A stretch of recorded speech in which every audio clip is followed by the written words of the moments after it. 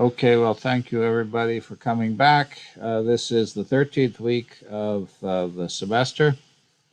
That means after today, there are 3 weeks left.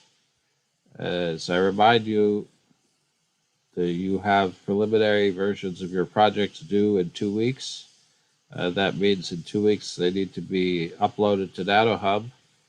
As you heard from Giuliano's presentation last week, when you create an application in NanoHub, you have the ability to change everything but the basic name of the application. You could change the code, you could change the descriptions, everything except the name. And so the one thing you want to think about carefully is what you're going to call it before you create it. I mean, if worst comes to worst, you guys create a new one with a different name. But I recommend trying to pick a name that's reasonable. And then try to get that uploaded so you can demo it. The critiques that people did of other people's applications from last semester are a dry run for what we're going to do this year, which is 2 weeks from today, each one of you is going to present your preliminary application, and I'm going to assign each one of you. In previous years, I had everyone evaluate all of them. And that didn't work so well because people didn't have the time to do a good critique of each one. This year, I'm going to assign each one of you to critique one of your classmates' applications, and to do that quickly. And so the goal is that in 2 weeks from today, you will have your initial applications up. You're going to demo them 2 weeks from today. Your classmate will there'll be a general critique from me and everybody, but one of your classmates will do a more in-depth critique. And based on that, you'll have a round of revisions, and then you'll upload 3 weeks, 2 weeks after that, so 4 weeks from today, you'll have the final version, which you will upload and present. Because I think it's critical that you have at least one opportunity to improve the work you're doing before it's finalized. Remember that these NanoHub apps at some level are forever. Once they're up, they get a DOI. That means that they're publications. And that means that it's something that you want to be proud of because it's something that's going to be there. It's like a journal article. And so you want to make sure that you have plenty of opportunities to revise it and improve it, but you want to make sure that what you have up there is something you're going to be proud of. And so I think it's important that we have those 3 weeks at the end of the semester to come back, go over those projects more than once so that you can have something up on the NanoHub that you're really pleased with. And so that's the reason I'm asking for the early deadline. Please do try to get that done. So this is, again, the 13th week. I'm going to continue today talking a little bit about thinking about phenomenological models. We had a good discussion. Ali asked some very good questions at the end of last class. We'll come back to that. As usual, I need to remind you that the class is being live streamed and recorded. To begin with, why don't we just tell me, I think, Ali, are you going to be able to do a review of the NanoHub app that you had been assigned? Yeah. Did you want me to do that now? Let's do that if it's okay, because I think everyone else, Benjamin, you did what yours already, Drew, yours, Delaney, you did yours, right? Is there anyone else who has not presented their NanoHub application review? Okay, I think Ali, it's good in a sense. If we did them all in one day, it would be too much in a single day. So please go ahead. I'll turn over the screen share to you. Okay, thanks. Give me just a second. Share my screen.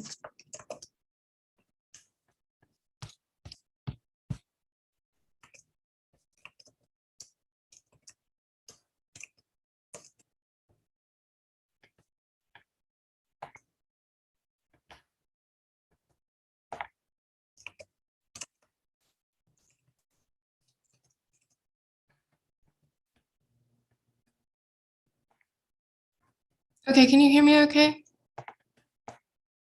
Okay. The model that I was assigned was a tuberculosis model. It's a mathematical model, as the title implies, including antibiotic treatment, vaccination, and antibiotic resistance. It was a NanoHub tool created in 2021 by Antonio Neher, and then I'm Allie Godfrey. So. Just some background on what exactly tuberculosis is for those of you who don't know. Tuberculosis is a bacterial infection that typically manifests in the lungs. It can manifest in other places, but usually it manifests in the lung because it's spread through the air. So you kind of like breathe it in. It's the second deadliest infectious disease in the world behind COVID-19. I think when this model was created, it listed this as the first deadliest infectious disease, but I think since then COVID has surpassed tuberculosis. Another thing to note is that tuberculosis has an incredibly long latency period. And then there's some individuals that will have tuberculosis, but they won't show symptoms. So they'll have like the bacteria in their lungs, but they won't, show symptoms. And while they're asymptomatic, they also can't spread the tuberculosis as well, which is something else kind of interesting to note compared to COVID-19 and being asymptomatic there. So a lot of times people who like are asymptomatic too, they might like never show symptoms unless they become like immunocompromised. So it's also kind of interesting to compare tuberculosis and how HIV and AIDS can affect tuberculosis becoming the infectious type. And then the treatment for tuberculosis is really long. I think I read that it's like 6 to 9 months, and it can be pretty intense. So because of that, a lot of people don't do their treatment effectively, and that can rise to not eradicating the bacteria completely, which can create antibiotic resistant strains. And to the right is just like kind of a picture of what that bacteria looks like in the lungs. Okay, sorry. Okay, so the overall goal of the application, as the title sort of implies, is just to explore how tuberculosis spreads among the population, while also accounting for how vaccination affects the curve and antibiotic resistance. So it's a lot similar, I think, to our like the COVID-19, model we've been exploring in the class thus far. So, yeah. Now I'm going to kind of like switch on and off between the application itself and my presentation, just so it's easier to kind of see what I'm talking about. So the first thing I kind of like looked over was the introductory description, which is sort of this portion. So some pros I identified was that the language it uses is pretty clear and concise. If you were to go through, you'd see like the sentences are mostly short and to the point, which is kind of nice. I think more wordy language can sometimes deter people. There's also in like the second sentence, it mentions that, it's the most deadly infectious disease in the world, claiming the lives of about 1.4 million people every year, which is obviously a captivating statistic. And that can also, help gain an audience of people who might want to use this application. It also has a nice explanation of the basics of the model and the structure of the tool.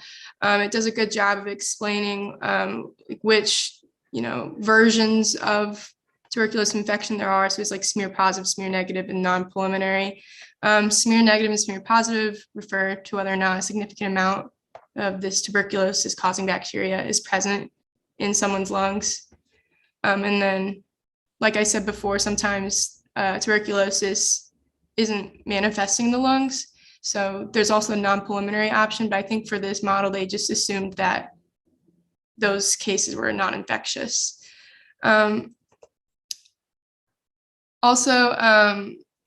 It does like the bottom part has a nice like structure of like, first we do this, next we'll do this, finally we'll do this, on how they're going to go about the model, which I think is nice for clarity purposes. And it's overall, I think, accessible and easy to understand for both undergraduate and graduate students. Some improvements I saw was that I think it'd be beneficial to explain more in depth how antibiotic resistance occurs in introduction. It's kind of like I talked about. I feel like that's pretty captivating on how that occurs.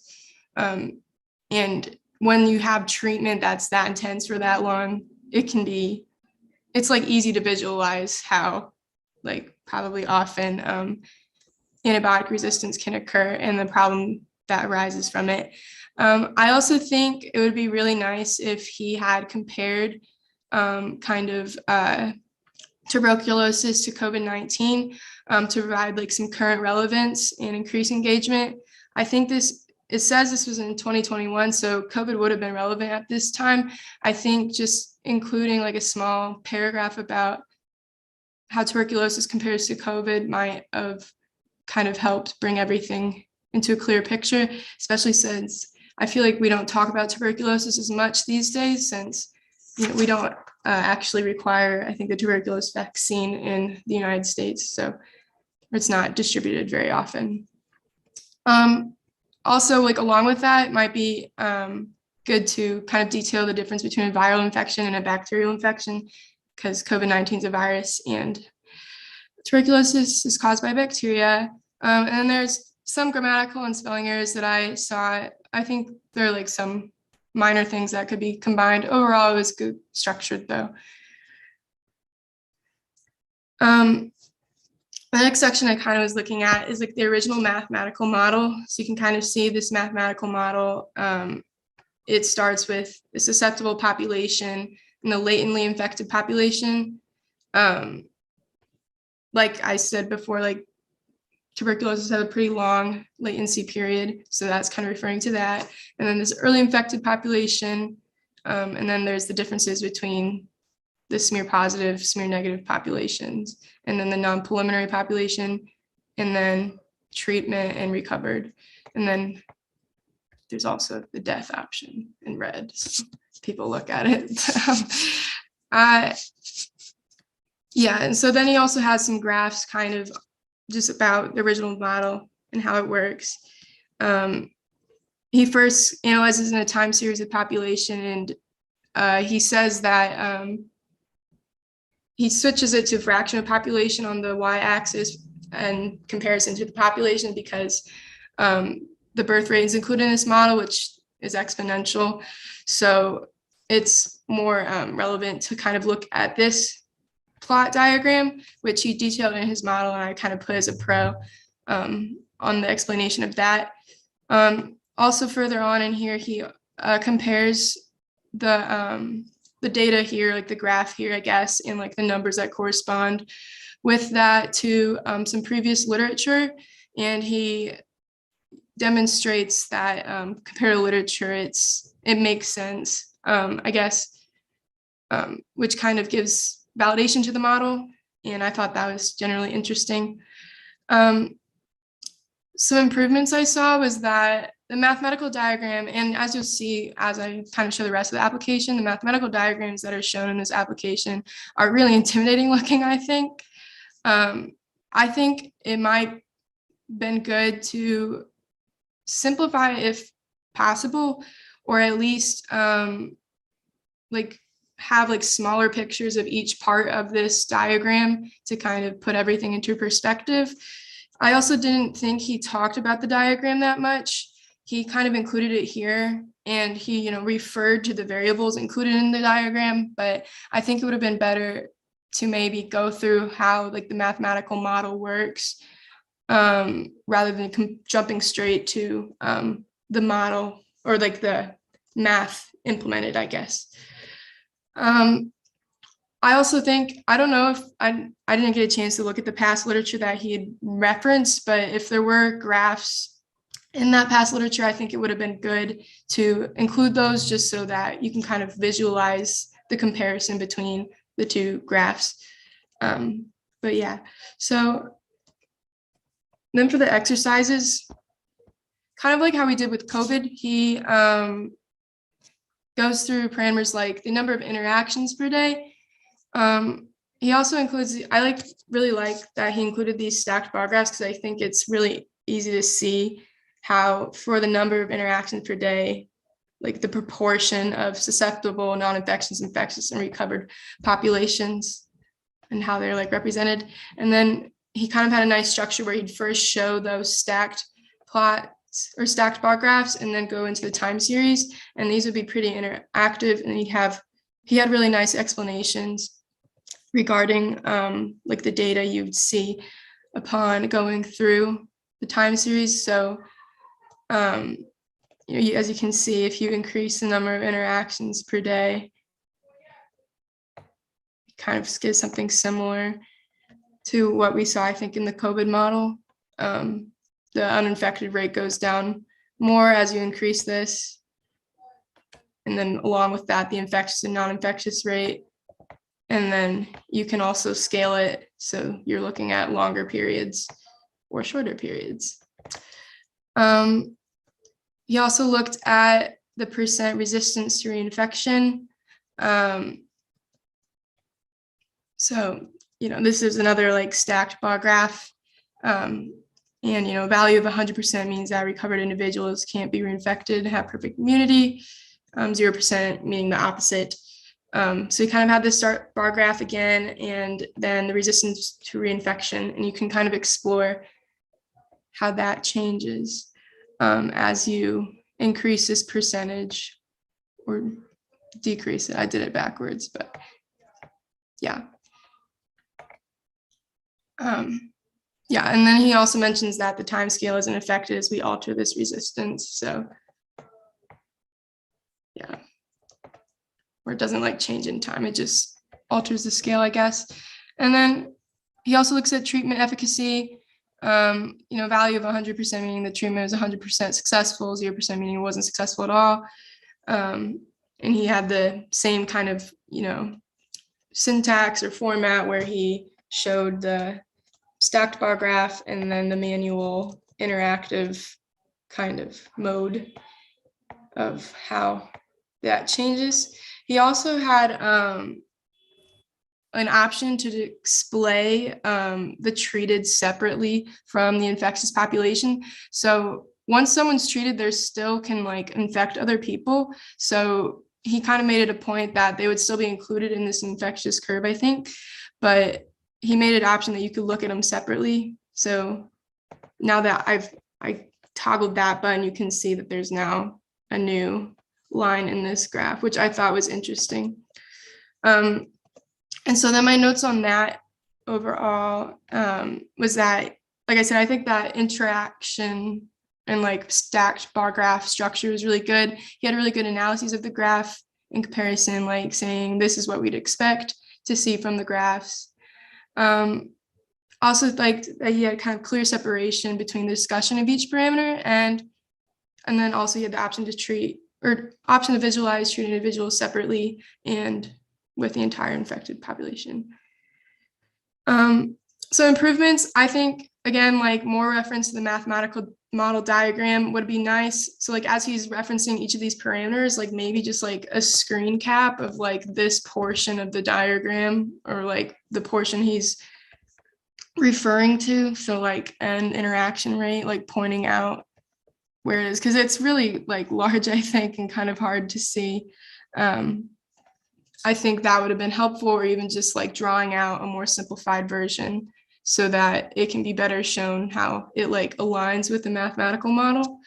But yeah, honestly, this part, I thought like his explanation of the graphs and stuff was pretty good. Then he goes on and shows the implementation of the vaccine in the model. Again, the graph's pretty complicated. And if you skip down to the implementation of antibiotic resistance in their model, it gets even more complicated.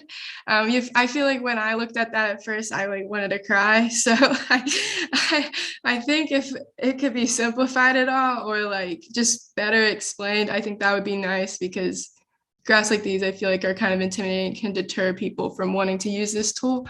But he, again, kind of shows he has like an option to display the vaccinated people separately from the non-infectious population. I think, yeah. So that was, I think, a nice feature.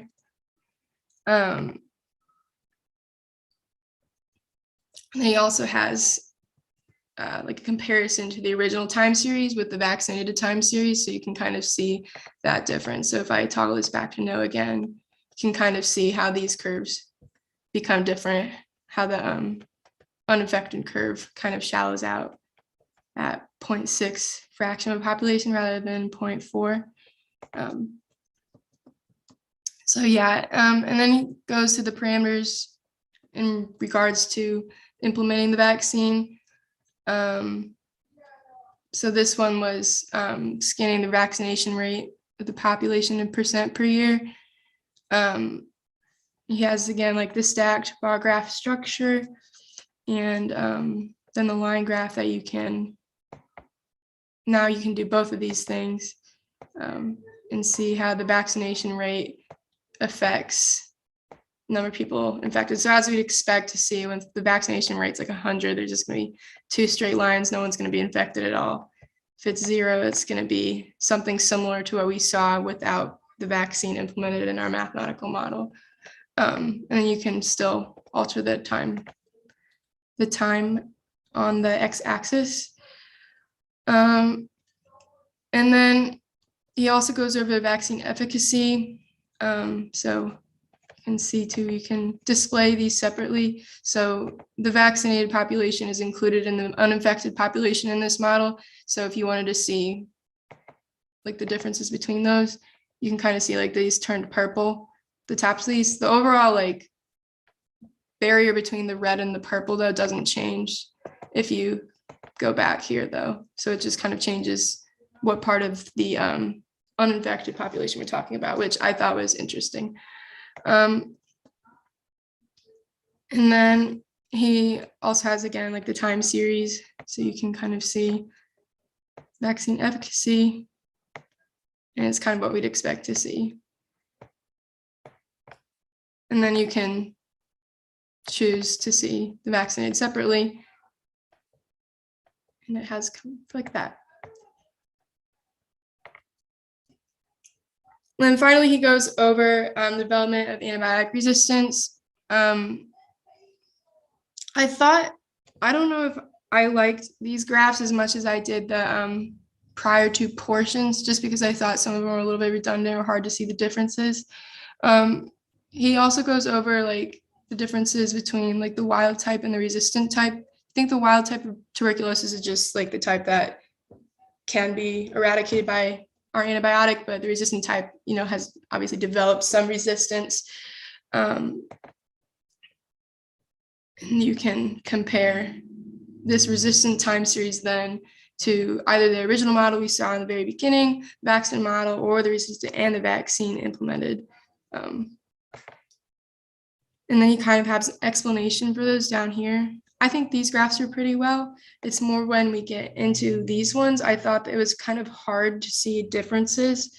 He goes over how there's, I think, yeah, there's two, no, that was the second part. Anyway, but this is with no vaccination, this is with vaccination, but like these graphs look like the exact same to me. So I wasn't like sure what exactly we're comparing. And then same thing if you look at like the groups curve, which is just again the uninfected, infectious, non-infectious, recovered. So I think there might be some slight differences, but to me they were incredibly hard to visualize. And then down here, he also has, like the tuberculosis strain time series. Kind of see, but it doesn't change. So yeah, I'm not sure if that was expected or not, but this is the part I think. So there's two different types of treatment options. One is just like it's administered by yourself, so it's like self-administered treatment, and then others it's direct observed preventative therapy. So it's like a healthcare official administering the treatment the whole time. And like these graphs look the same to me. So I'm not sure if this is like an error or if they just are supposed to look the same. He said, I think he says there's only a slight difference, but I still think this slight difference is kind of hard to visualize. So I think if he could have visualized that a little bit better, that would have been good. But he did mention that it was only a slight difference. But yeah, then he has, his references, and that's pretty much the end of the model. I think most of my pros and cons were similar to that of which I've already talked about. And yeah, the one last thing I would say is that so like further exploration opportunities for this model. I think it'd be cool to see the effect of like increased, decreased immune response in the model to convey like maybe the relationship between like AIDS and tuberculosis. And then also, I think if we're going to compare it with COVID-19, like I suggested, it'd be interesting to kind of have a side-by-side comparison of those models. And obviously that would be a lot more work and might complicate the model a little bit more, but I think it'd be interesting to look at those. But yeah, that's it. Thank you. Wow, that was a lot of work you did on that comparison. Thank you very much. My guess, looking at what you just showed, is that he ran out of time. That last section on resistance, he didn't finish. My guess is that probably he got stuck, and so that didn't get quite finished. Because I agree with you, it looks like there's some graphs that aren't right there. Yeah, I mean, overall, I think it was a good model. Up to that point, though, I was kind of confused at what he was trying to convey. Well, it was a big project. I mean, if it took you quite a while to go through it, and you went through it very carefully. But that was a large project. I think Antonio was a pre-med, and I think this was probably something that was of interest to him as a potential medical student, and so I think he put a lot of effort into that project, more than I don't want to sell anybody short, but he put more work into it than I would expect people to do generically for this course, because that was a lot of time. And your review also was very thorough. Did any people in the audience have comments or suggestions? I actually had a comment. There was only one thing that I kept thinking about in that as you were showing it, which was when you have the comparisons. It's too bad he didn't lay out the graphs one next to the other rather than one on top of the other.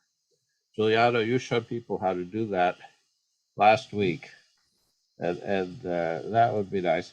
The other thing that came up to me, and again, I want to turn it over to the floor, is seeing you do that review and having such good insight into what could be improved. I almost wonder whether one option, maybe we should make that an option for this class, would be we'd have to talk to the people who wrote the original version of the model, but whether it wouldn't be worth actually having it as a project option in this class. Maybe you could give me your feedback on it. Instead of starting a new model, to take a model like that one and improve it, because I think all of the things you suggested, Ali, were very good. You could. I mean, these are open models.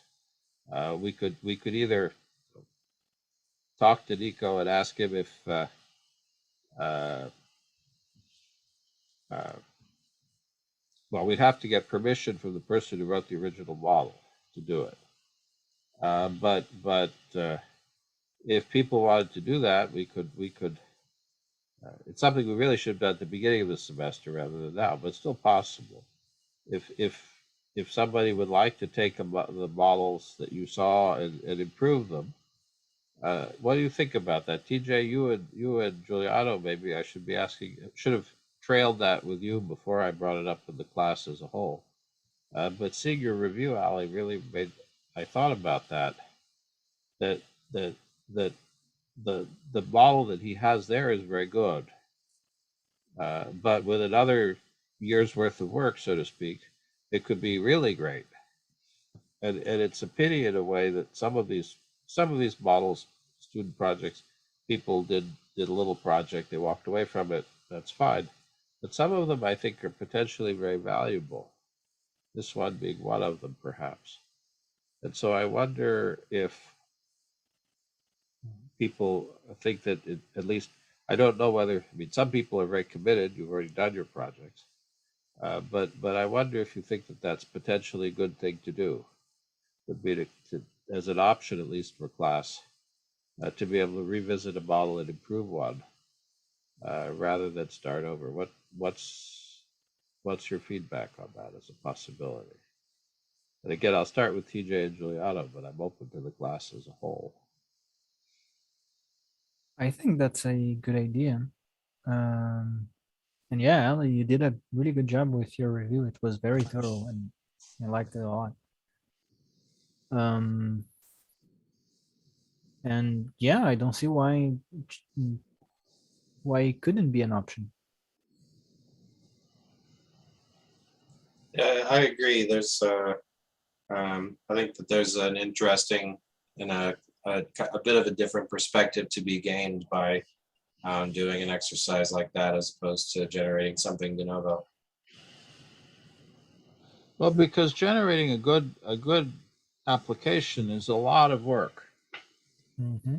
and I would say that this one that we saw of Nico's was one of the. I mean, there have been many good ones, but it was one of the best that has come out of this class. Which is not to say there aren't many very good ones too, but it's certainly one of the good ones. And yet, as Ali pointed out, there are things that could be better. And inevitably, when you do a project and then finish it, it's frozen, and you don't have the opportunity to revisit it. And I wonder if that's not something that we should think about. And so, Ali, I don't know. You should maybe think about that too, if that's something that appeals to you. I don't know if you're committed to another project or not, but you might think about whether that would be interesting to you to do. Again, if there's somebody else who would like to think about that as a possibility, that's okay with me. So that would be like a substitute to doing like a fully new project, or? No. Okay. I mean, the goal of these projects is to learn and to do something you're interested in, and also potentially for some people to have something online that has their name on it, and which may or may not be important depending on what your interests are and what you want to do with your life. But uh, I I think the whole point of these NanoHub applications essentially was so that your projects wouldn't be a throwaway. Because normally you write a term paper, you do a program for a class, and you hand it in, you get your grade, and that's the end of it. Uh, if you're at an art class, for example, you put your artworks from the studio into your portfolio, so you bring them with you, and potentially, I suppose, the projects you do here in another programming class are things you could carry with you. But in general, the projects you do for classwork, at least as undergraduates, are things that are once you get your grade, they're done. And one of the points of doing these NanoHub deployments was so that they weren't something that you put a lot of work into and then it disappeared. The idea here was to reward the effort you made, and one way to do that would be by carrying forward some of these projects that had been done in previous years. The somehow for me the CompuCell course in the spring seemed to be with that kind of concept seemed to be more natural, than here. But I don't think it is. I think in this case, I think Ali made a very good case that this is a very good project. It could be an excellent project with more work. So why don't you think it over? But if you think that that's a good idea for any of you, then let me know. Probably, as I say, it's a pity we didn't come to this a little bit earlier this semester. But in any case, if somebody would like to do that, get back to me as soon as you make a decision on it. And as I say, the first thing we have to do is go to the people who wrote the original projects, because we'd have to get their permission. And I suppose it's possible that Nico or Jeffrey would say, no, it's mine. I don't want anybody touching it. In which case you could clone it and do it as your own. And you also should think seriously about, it's not that doing a revision is less work than doing it from scratch. It's a different kind of work because you have something different to respond to. But it's still work. You have to think about, if you want to complete the requirements for the class, you have to show that you've learned something, that you can do certain things. You have to put some time into it. But it's a little bit different, and so for some people it might be an appealing prospect.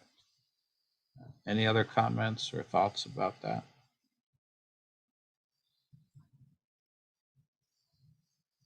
And I hope for the people who were listening today that Ali's review could help you think about your own projects, because it's very difficult. And that's again why I'd like to have initial projects in 2 weeks. I think it's very difficult to see the pros and cons of your own work. And I know that from experience. After 157 papers, I still can't see my own mistakes. It's easy to see other people's, but it's hard to see your own. And so that's why having a review, a group review, I think is something that's important. And in a sense, it's more. I don't know, TJ and Giuliano, and other people. I don't know if they do that kind. Did they do that kind of group review in the programming classes that you take or have taken?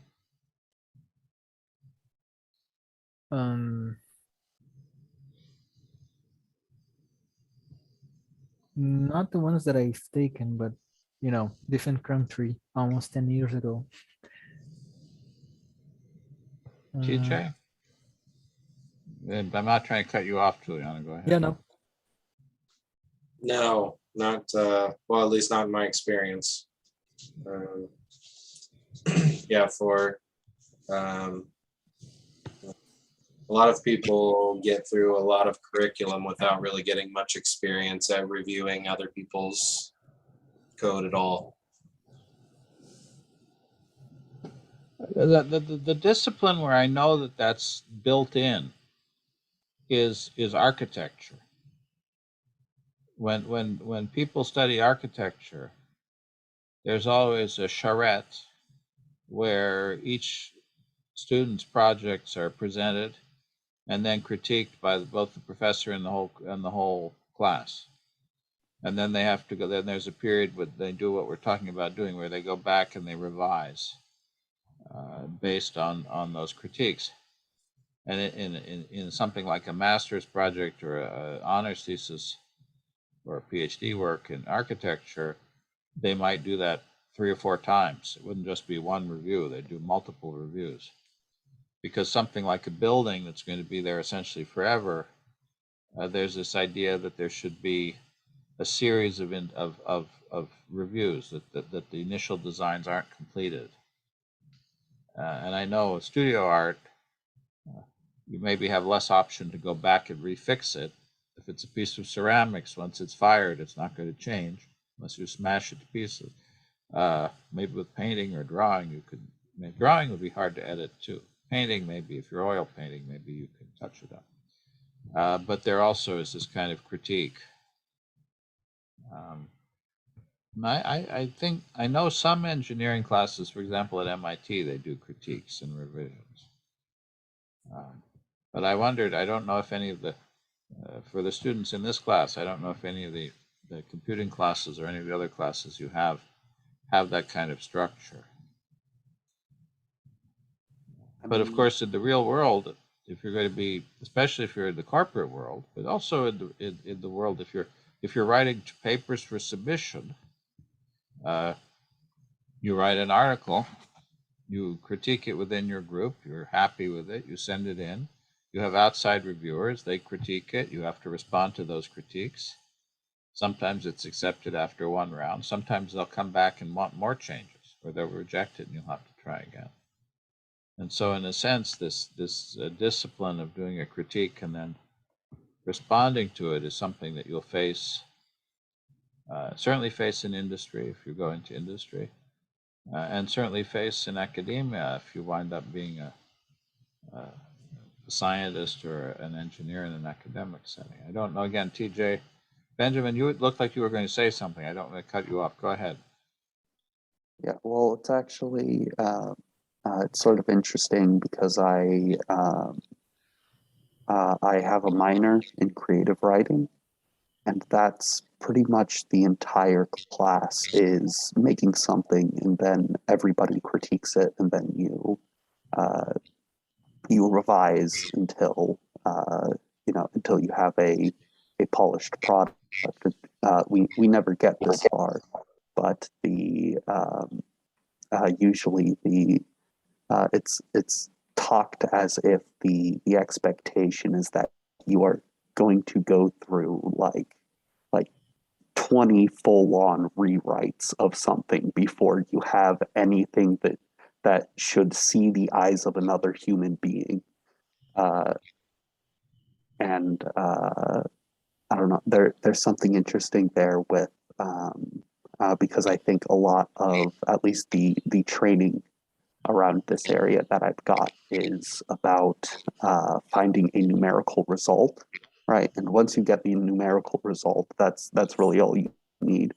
But the with this project in particular, uh, with the goal being this is something that somebody else reads rather than just saying like, I ran a simulation and here are the numbers. It being like, here's what the simulation means. Here's what to teach you.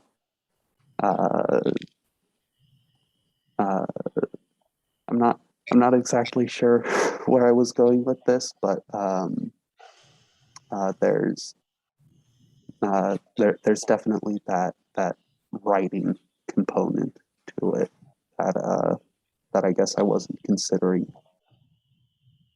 Do you find that process useful? I imagine it could be difficult and painful, but do you think in the end that it's a discipline or a process that's helpful? I mean, at the end, I've never got through the full write 20 drafts and then get it published, right? But I do feel that a getting other people to look at it is extremely useful in getting those in being able to make value judgments on what is necessary and what is useful versus what subtracts from a finished presentable product. Okay, well, thank you very much for that insight. Does anyone else have ideas or comments or experiences? Because I'm open to hearing your ideas about the best way to do this.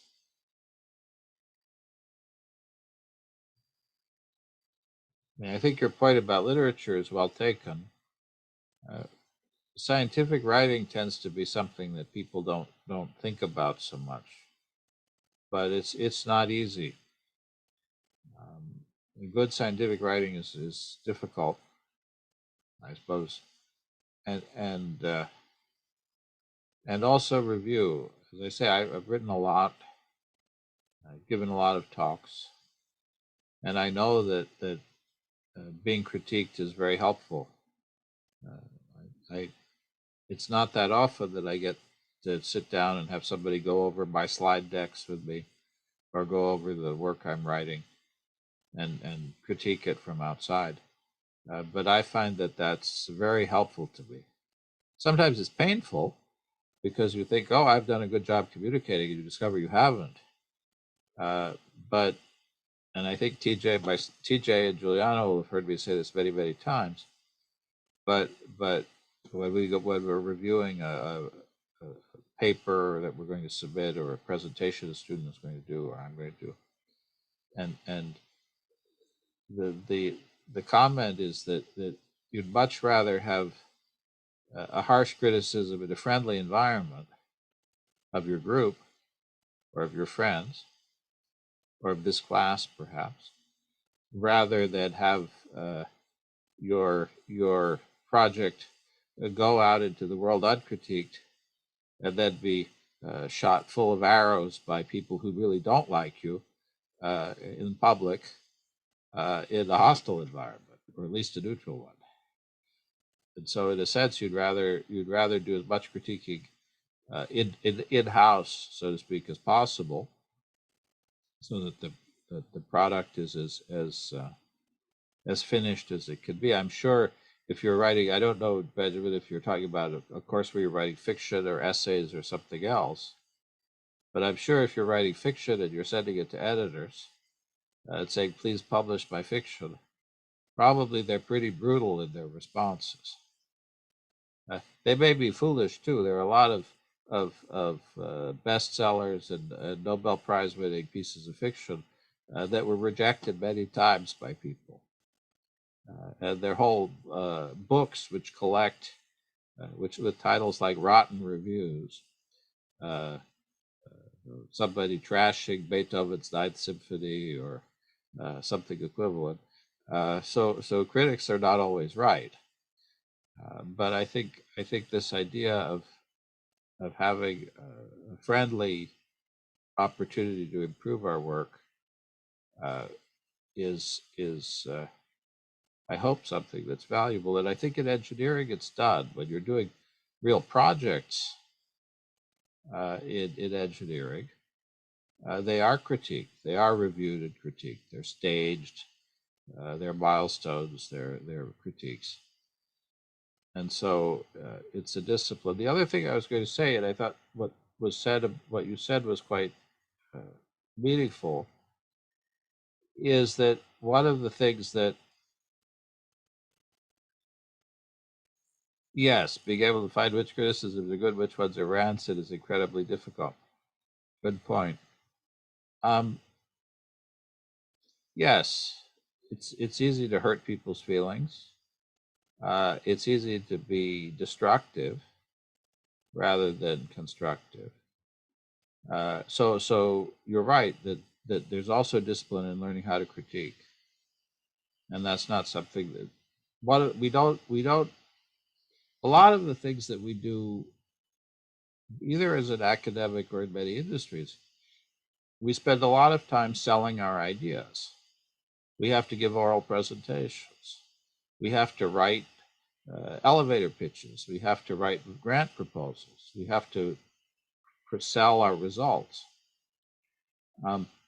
And most classes that we take, physics, mathematics, we're either doing homeworks where we're solving problems where somebody knows the answer to begin with, or maybe we're writing a term paper where we have to convince the grader that we've fulfilled the terms of the assignment. But we don't get a lot of practice in the things that we're actually going to need in the real world. And so to me, I'm trying to come up with strategies that'll give you at least some opportunity to do things that may be more useful in the real world. I'm sure other classes do the same thing to some extent, but I think back very much in Benjamin's comment, you write a program to get a number out, is like my experience as an undergraduate taking classes in physics and mathematics. homework problems would have a right and a wrong answer. And you either found the correct answer or you didn't. Maybe you learned a method. But then when you come to be, if you come to be a PhD student, you'll be given a research problem, or maybe you'll have to discover a research problem. And I remember starting at a lab, as an experimentalist, they said, here's a piece of equipment, do some original research with it. And I said, well, what should I do? And they said, you decide. And I said, well, what's the answer? And they said, nobody knows. It wouldn't be research if you knew the answer before you did it. And so you have to define the problem and answer it yourself. And you don't know that there isn't a solution set sitting somewhere with the answer. And that was, to me, rather a frightening experience. And I really didn't know what to do to begin with, because you get to be so drilled in coursework in here's a problem in the textbook. You follow the methods that you've learned and you have some correct answer or incorrect answer, but somebody knows what the answer is. TJ, do you have, does anybody, I don't know, I've been taking a lot of time to talk about this, and maybe it's a better topic of conversation to have around a fireplace or in a bar rather than in a class. But I think as we come towards the end of the semester, it's worth thinking about it, because it addresses, I think, what the purpose of education is, and some of the discipline of learning to become, you're all students in an engineering course. And we do a lot of work teaching you technical aspects of methods. But I think the practice of being an engineer or a scientist, perhaps you have opportunities, for example, extracurricular activities. You could be part of a biomedical engineering society or some other extracurricular work. But I think our coursework doesn't teach us so much. Maybe you've got some good classes that do this, in which case I'm glad. But doesn't teach us so much how to be practicing engineers or how to be professors or how to be scientists. And so I'd like to try to do a little bit of that, not too much, but a little bit of that in this class. And so your suggestions about ways to do that more effectively are appreciated. I realize that the way this class is taught is not always ideal, but part of the reason it always feels a bit like an experiment is that when I get the critiques from the previous year, I take them seriously and I do try to put them in practice, which means it's never the same class twice. That maybe is difficult for you in some ways. Things tried and don't work. But I would like to hear, does anybody else have experience with doing review in the class that they're taking? I do. I have a fine arts minor, and we always do projects like every week, and then we hold a peer review. And people say sometimes like, should change this, or I wish you would have included this, but no one ever says anything negative without following up with a positive. So like, if they say, I would rather you have put this somewhere over there, but I think it looks good where you place it because it shows a lot of depth, they always follow it up with something good, so that it's never like a horrible critique. So I guess that the comment there would be, in the rubric that I wrote that Ali just went through, I should have asked for the negatives first and then put the positives second. I guess. I don't know why we do that, but I guess bad news before good news. That makes sense. Do you find it a useful exercise to do that? Sometimes I wish we would do critiques grouped up, because I get a little nervous showing my work every single week, because sometimes I wish I had more time on different projects. So I think it'd be great if they did it like every other week.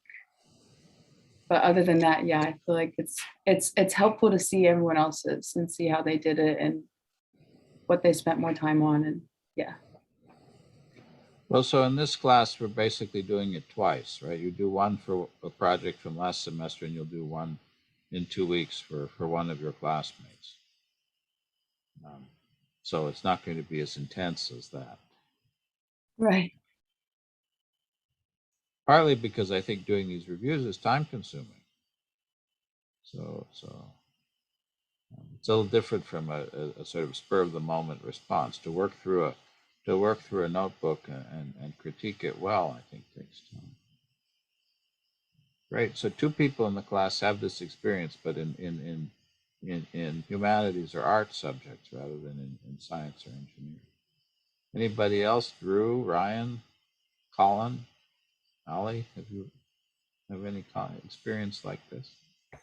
I don't know if I've taken a class during my college career where we're like doing peer review stuff like that, but I went to a pretty writing intensive high school, and there was a lot of times where we kind of went through a similar process where, we'd write something and then get feedback and we'd improve it.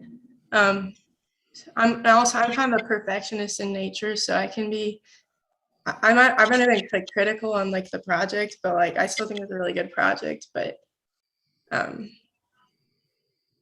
I think it's valuable though if you're doing it in a way such that like the criticism is constructive and you're also providing positive feedback.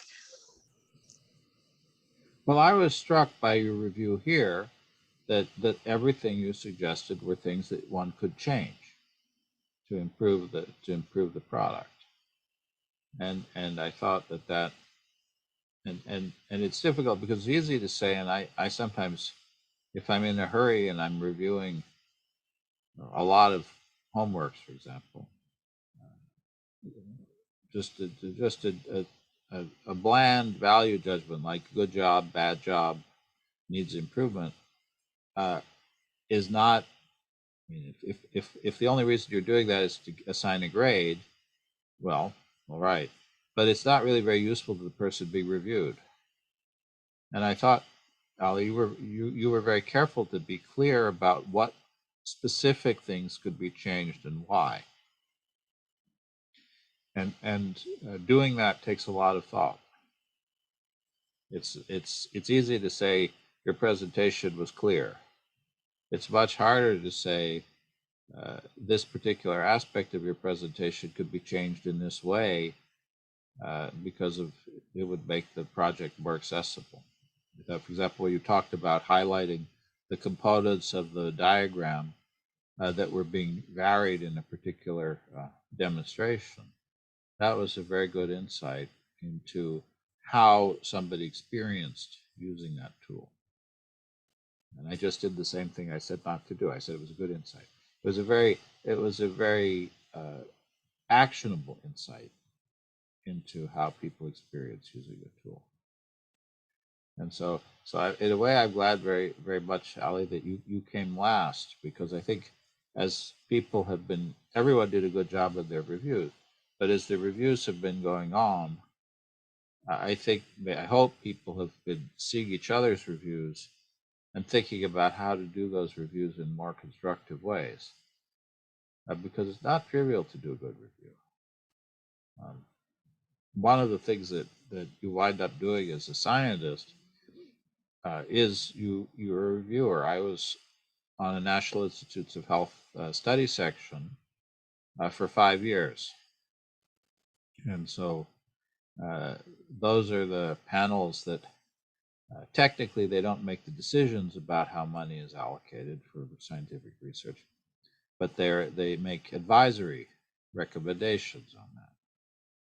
And so in those panels, I don't know if people are interested or have been through this, but in those panels, NIH is the biggest, National Institutes of Health are the biggest funding organization for scientific research in the United States. They give out many, many billions of dollars a year in research money. And most of that money is given through grants. And so as a scientist, I write grants. Those are sent to NIH. They're allocated to review panels. And they're reviewed. And the reviewers are people like me, scientists. You're given a rubric. You're evaluated on significance,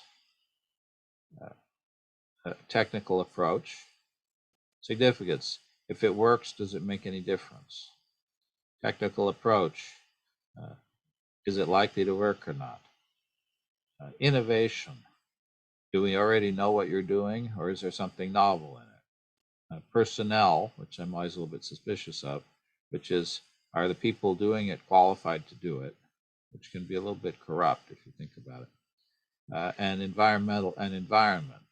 Do they have sufficient facilities to do it, which can also be a little bit corrupt. And then there's a bottom line score, which is impact. What's the likelihood this is going to make a difference in the world or not? Of course, those are all at some level subjective, but it does give you a framework for assessing things. And you sit in 3 of these panels a year, typically, and you're given somewhere between 8 and 10 grants to review each time. And each one of these grants is typically, by the time you include all the supplemental materials, 100 pages. Everyone is read by 3 people. And then essentially there's a vote, and every single proposal is scored, and there's a ranked list of the scores. And that's how funding is allocated. And there's an art to doing those reviews. And poor TJ has been on the receiving end of some of them. I've been on the receiving end of many of them. Whether somebody likes what you did or not, that's important to you. But sometimes somebody can have legitimate criticisms that are very helpful to you. And so actually writing a critique, even a negative one, you want to try to help the person. You may think that the work they propose won't work, so it shouldn't be funded. But you also perhaps want to give them guidance so they can do better the next time. And so there's an art to writing those as well. So great. So people, at least 3 of the people in the room have had this kind of experience. I don't know, Ryan and Colin, Drew, if you've had any, want to weigh in, since we're having a sort of a conversation, maybe you tell us what you think about all this. I have never really been in a technical course that like had peer reviews before, but I certainly believe that it is a very powerful idea because at the end of the day, coding, like let's consider just coding course for instance. It's a very tedious process, and you have to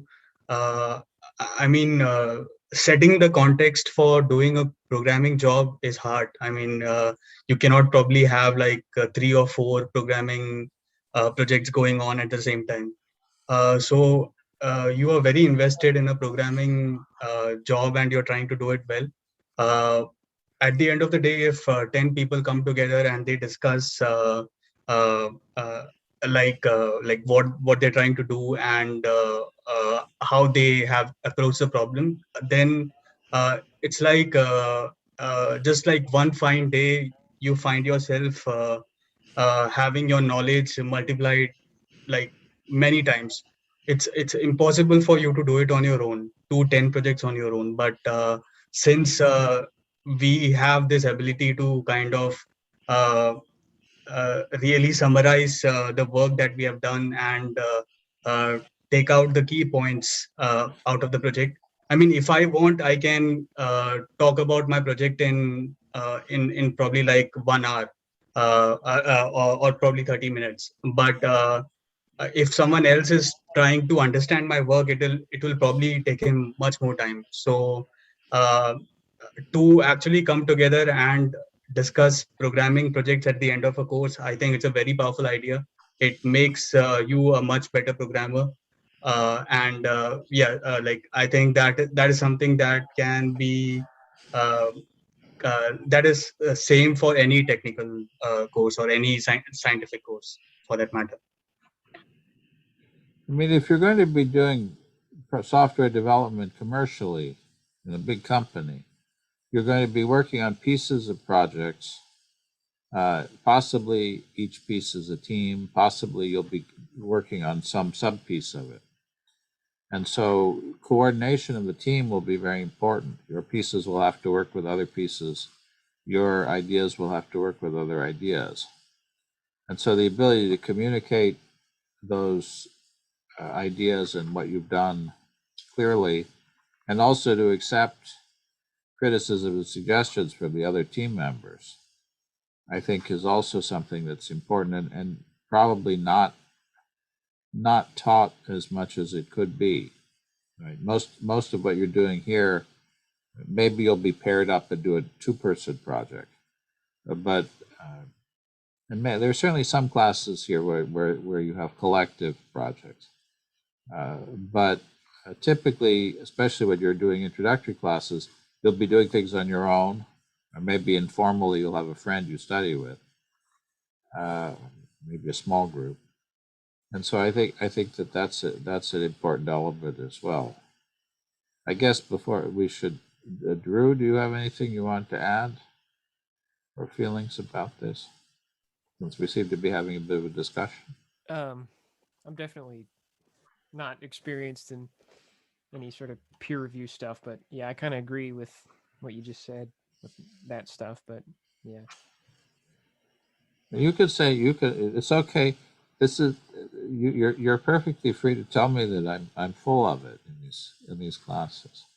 To discover that I take criticism pretty well, and that I'm pretty open to being told that what I'm doing isn't a good idea.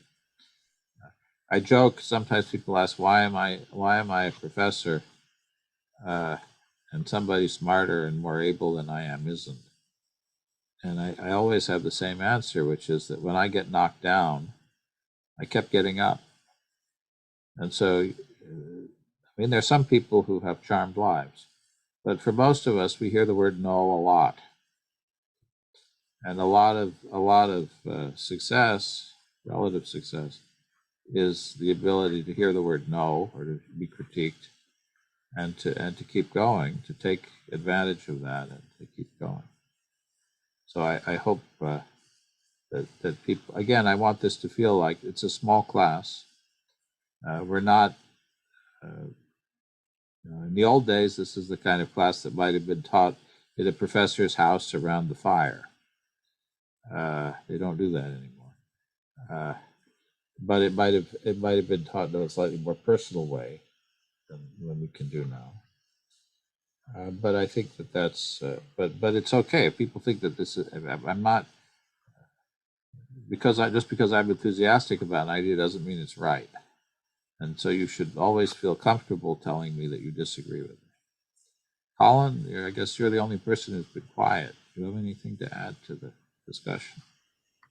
I mean, yeah, similar to what other people have been saying, I have done a handful of classes which have had basic peer reviewing, probably nothing as extensive as this and what we're going to go into and what we've been doing, but I do definitely think it's helpful for understanding more about what you're doing in general and how your project is going to go.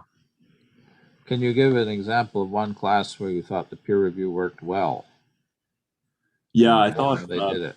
Similar. I remember Ali saying I had a lot of high school classes that were very writing focused, and it's very often with like long papers that you'll kind of get caught up in what you're doing. So for like literature, language, a few of those classes, you used to have other people review them occasionally multiple times.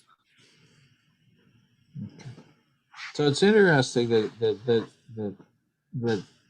it seems to be primarily in arts and humanities that this kind of review is done.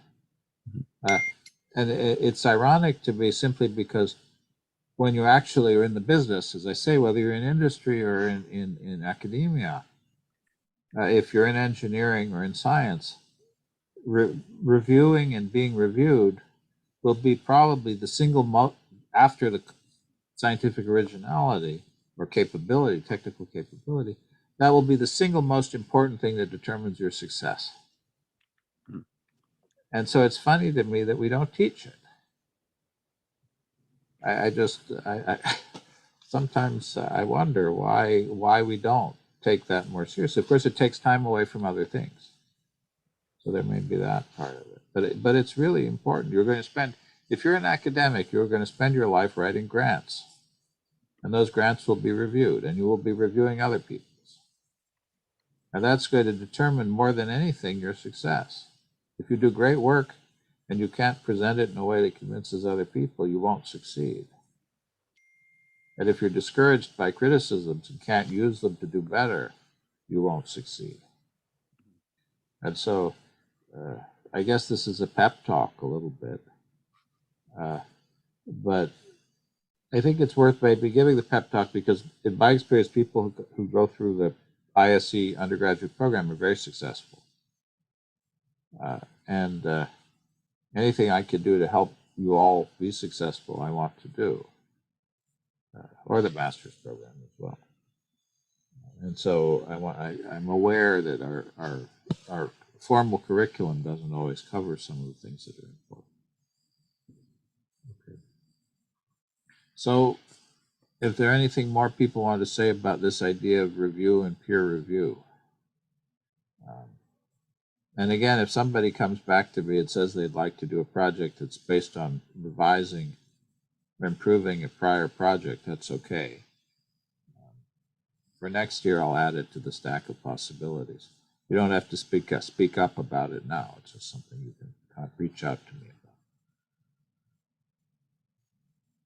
about. Okay. Yeah, I mean, I guess it would probably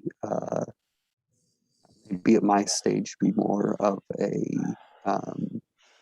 a question for an academic advisor. But I would, I wonder if there is something like the English class is categorized as a workshop.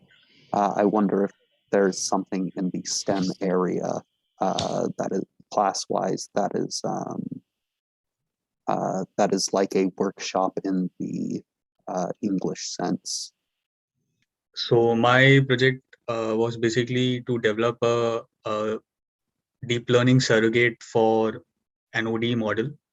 The ODE model that I chose to start my work with was one that basically modeled influenza, the spread of influenza virus in an indoor setting. So what you can see on the screen right now is the set of ODE to the left of your screen is basically the set of ODE equations that govern the spread of the virus. So I started off by kind of modeling the writing the Tellurium code for this. These are the equations that are there. Again, this is a very simple ODE model, but what I'm trying to investigate at this point is whether it can be successfully replicated and probably even improvised by a deep learning model. So I'm thinking of starting my work with a very simple set of ODE equations and then probably moving on to more complex ODE models that I could try to model. Yeah, so that is I'm generating the model in Tellurium and I'm importing it to a document sorry, I'm exporting the data to a document which I'm later loading in my Jupyter notebook from where I start my work. So the data kind of looks something like this. It has 4 dynamic variables and 5 static variables. So T, I, J, and V are the dynamic variables. They keep changing. And beta, K, P, B, and C are the static variables. So the first step is to obviously scale the data. After scaling, the data kind of looks like this. Yeah, I am just scaling it back to verify if things are working normally, and they seem to be working fine. Yeah, at this point, I'm trying to break the data and kind of split it into training and test data. What you can see here is that since it's a LSTM model that I'm trying to create, the final shapes kind of look like this. So these are basically the time steps. So like, I mean, if you see here, like if you have a look at this, so basically from 0 to 10, it's divided into 1,000 time steps. Number of timestamps is 1,000. So these are basically the time steps, and you might be wondering why it's such a huge number. That's because there's not one simulation, there are 1,000 simulations essentially. So these are like roughly correspond to all the timestamps of all the simulations, and it's lesser than 10,000 because it's being split into trainx and textx. Okay, and what is this 14? So basically, it's not the way an LSTM model works. It's not like I send it one one row of data and it predicts the second row. It's like I have to send it 14 rows of data and it tries to predict the 15th one. Because it's like a time series predictor. It tries to make some sense of the sequence of data. It cannot really do well with like a singular timestamp of data. So this 14 is basically the number of rows that I'm feeding into the model. This 9 are the input parameters. So basically, it's like T, I, J, beta, K, P, B, C, V. All these are the 9 dimensions. What I'm trying to predict is essentially for all those time windows. So again, just to make that clear, this is basically it will be something like 0 to 14, 1 to 15, 2 to 16, and so on. So these are time windows. These are the number of time, like the number of rows in one time window, and this is basically the dimension. When I come to train Y, it's basically the 4 dynamic variables that I'm trying to predict. So that is basically T, I, J, and V. And test X is exactly similar to that, but with less data. This is the model. So I've tried to work with a bunch of models, but this seems to be doing the best so far. So this is a GRU based model. Its architecture somewhat looks like this. There is a dropout layer. Yeah, and then I'm fitting that data. It's running for a bunch of. It's running for about 50 epochs, which is very less. At this point, I'm just trying to get to the end of the project, and I'll try to get a really good model after I've basically reached that point. So now we come to the evaluation part. For evaluating how well the model is doing, ideally what I should be doing is probably getting a plot of for one single test simulation, getting a plot of the ODE model. So since I can export and import the time series data of the ODE model, I can plot it here. And also, as far as the prediction is concerned, I can do a singular prediction and I can get the T, I, J, and V values for the prediction. So ideally, the evaluation of the model would contain an overlaid graph of the ODE and the LSTM, or in this case, the GRU model prediction. I've not got to that point yet. I'll be getting to that point by the end of this week. So right now, what I do have is the worst and the best case matrix, where like there's the T predicted value and the T real value, and similarly for all the other variables. And it basically shows that the model is not doing very well so far. And that makes sense. So I had a discussion with you regarding this, and you did mention that right now one problem that we seem to have identified is that probably we don't really require uh, 1,000 of these timestamps. I mean, a lot of it is just noise. So we could go back to where I am splitting this data, and instead of taking timestamps that are adjacent to one another, we could probably take it at like, let's say, like at the 0th point and then at the 50th point, and so on. So that's one change that is pending. I'll be making that by the end of this week. But I have to say, this does look promising. Two other things that I would want to try out with this model. And again, I just realized that I was doing something that James specifically asked me not to do, which is scrolling back and forth between the model. So I'll just stop that. Yeah. So one thing I like would want to say at this point is, like, there are two things I would want to try out. One is to actually have an LSTM model for all the 4 variables. So instead of trying to predict all the 4 variables using one model, I would like to see what happens when I have an individual LSTM model or an individual GRU model for each of those four variables, and then kind of collectively try to get them to work. The second thing I want to try out is, so the way an LSTM model works, it's like, I mean, I'll just,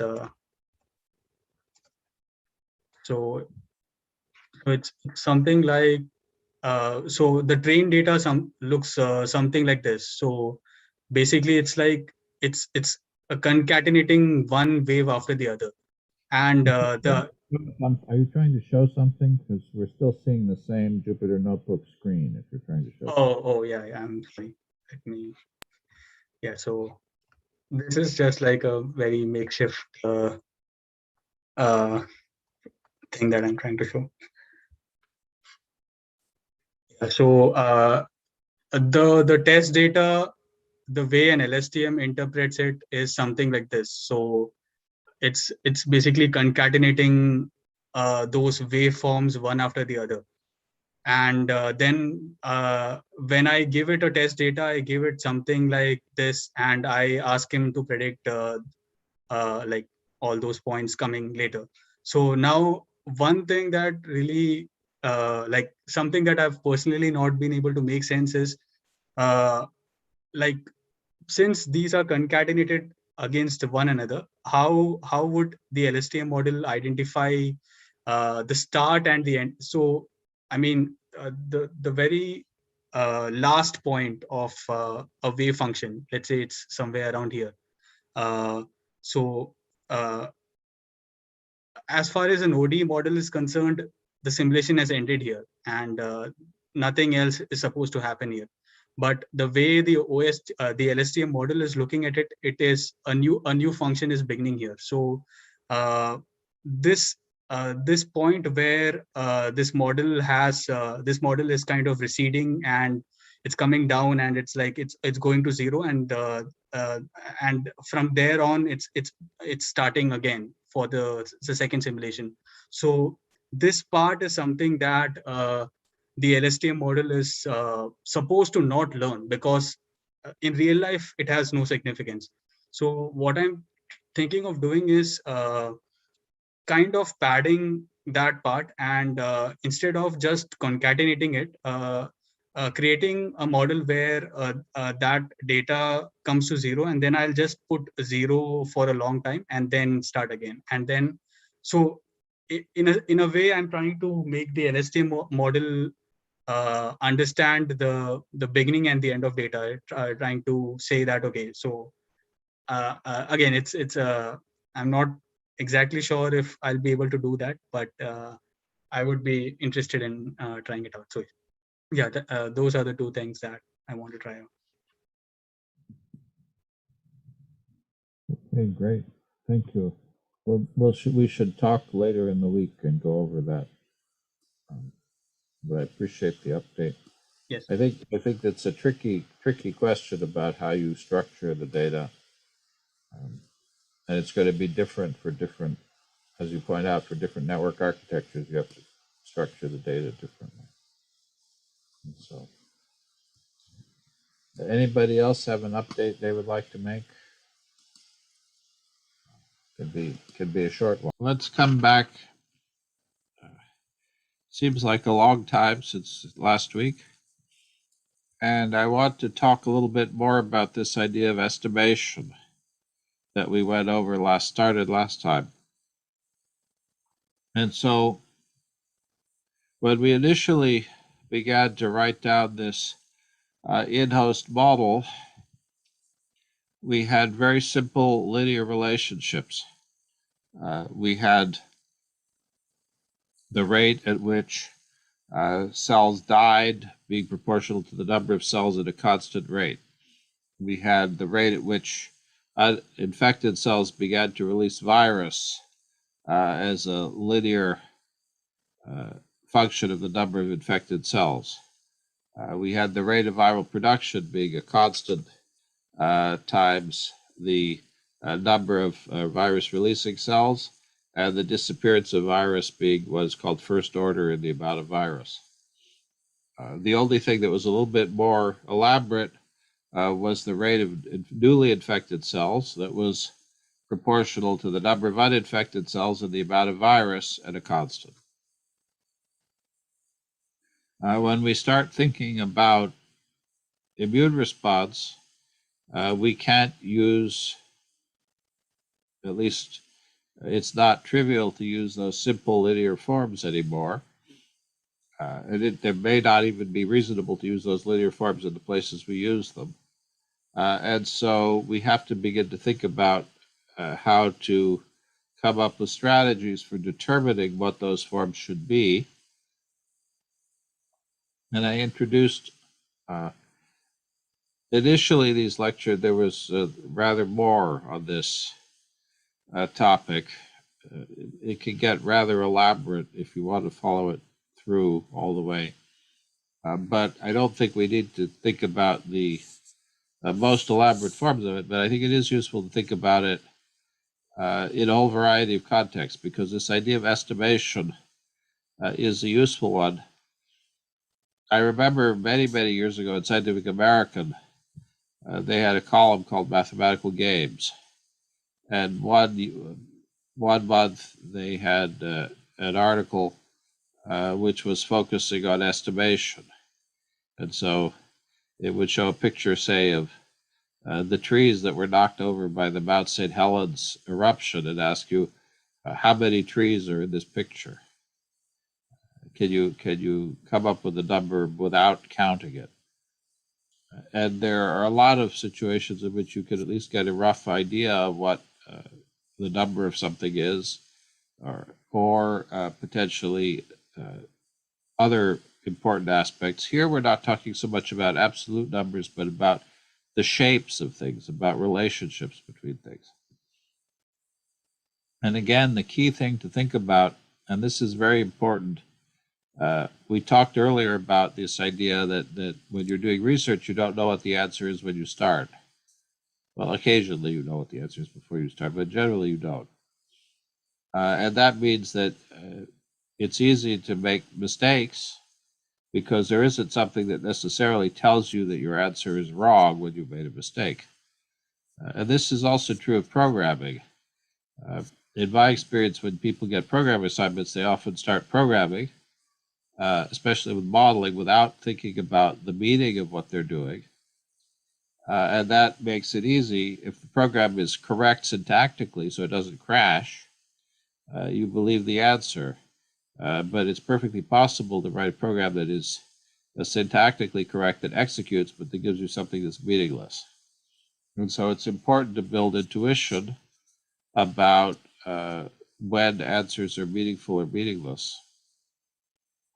And one of the simplest ways to do that, and most powerful, is to think about situations where you know the answer. And limiting cases fundamentally are attempts to try to think about situations where you know the answer. And so very often those answers are naive or obvious, but it's unfortunate that very often people don't check those things, and you make mistakes that are retrospectively obvious but are not obvious at the time. And so one of the easiest things to do when you're talking about rates of reaction or rates of transformation is the limited case when you don't have anything of something. And so if I ask the question, if I have no uninfected cells, what is the rate at which uninfected cells become infected? Well, if the rate at which uninfected cells become infected is not zero when I have no cells, then after some small time, I have negative uninfected cells. But since I can't have a negative number of cells, that's ridiculous. And so it means that whatever rate law I write down, the rate of new infections as a function of the number of uninfected cells has to be zero when the number of uninfected cells is zero. Similarly, if I have no virus at all, and the virus is doing the infecting, then the rate at which I have new infections when I have no virus better be zero.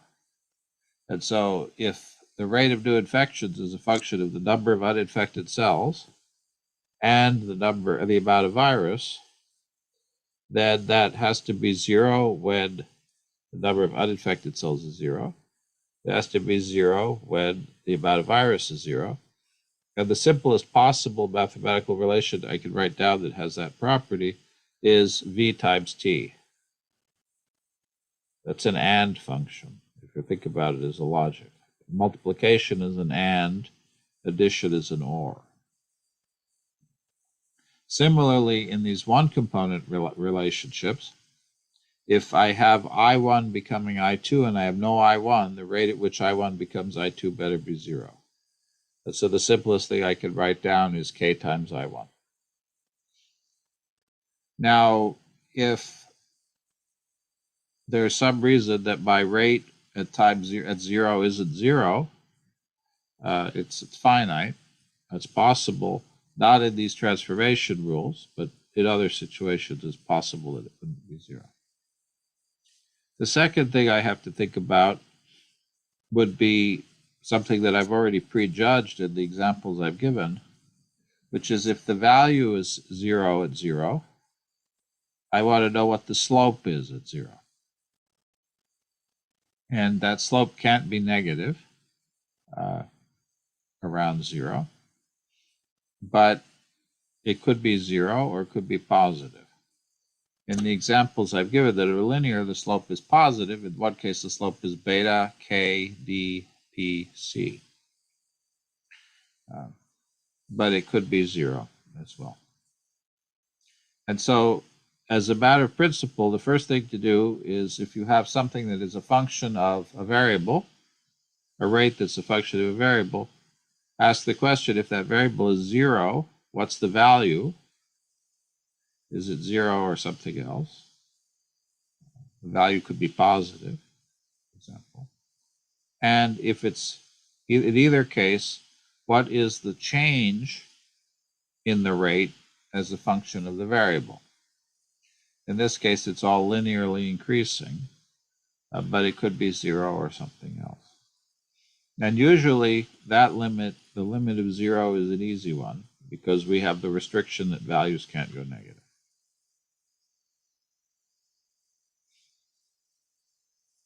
And so this was what we were talking about last time, and it was a little bit, we did a little bit more about that.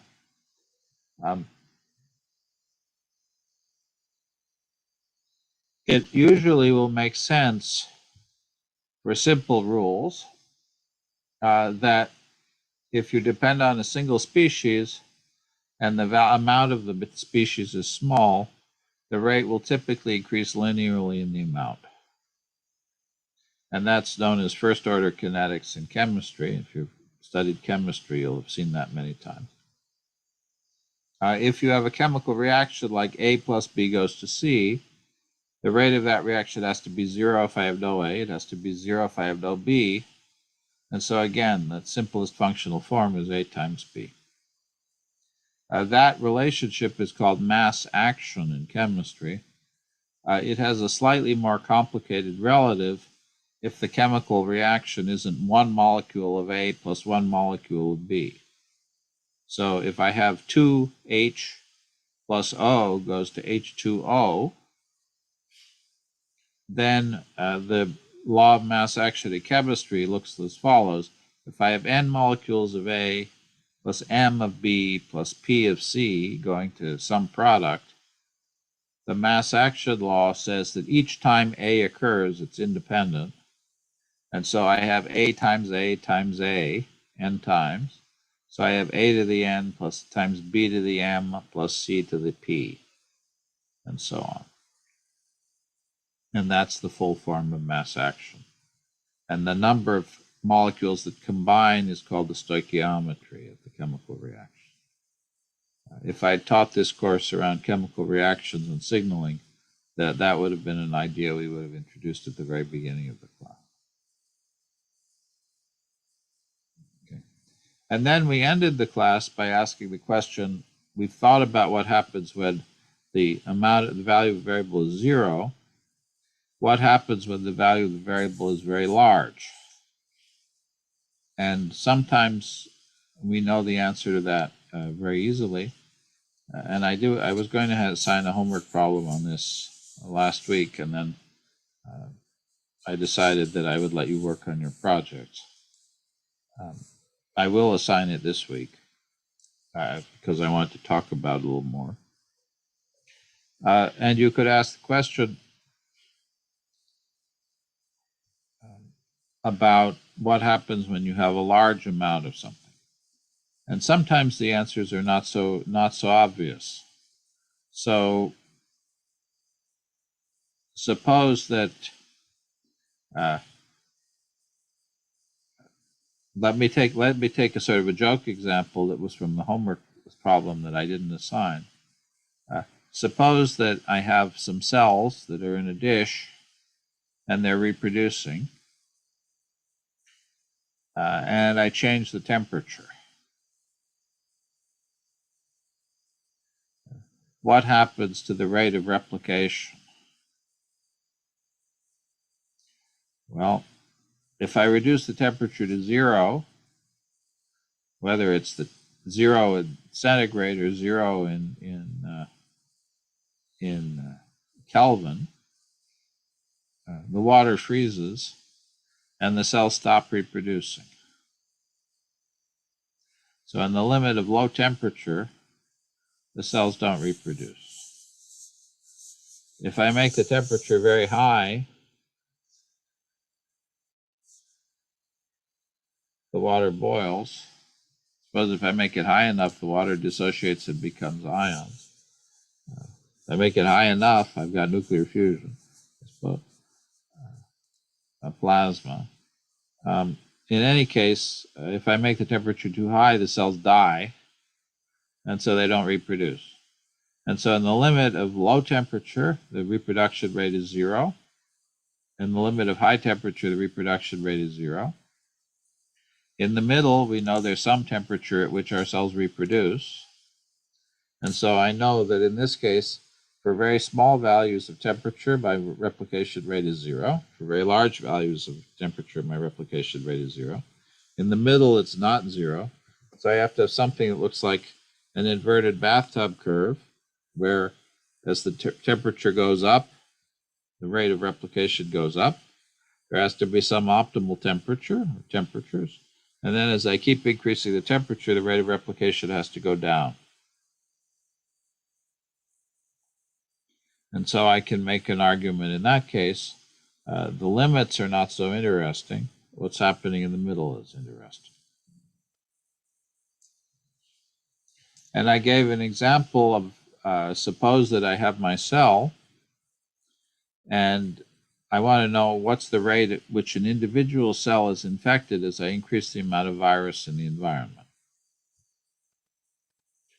Well, if I have no virus, the rate at which my cell becomes infected has to be 0.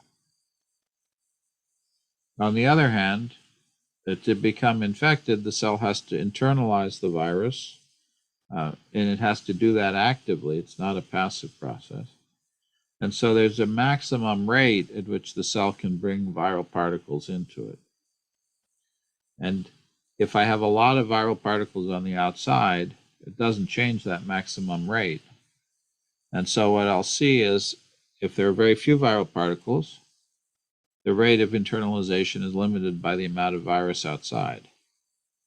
If I have a lot of viral particles outside, the rate of internalization is limited by the machinery of internalization. And that's independent of the number of viral particles outside.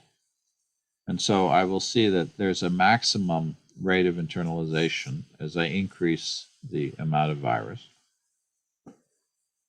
And so I get something that looks like the picture I have here.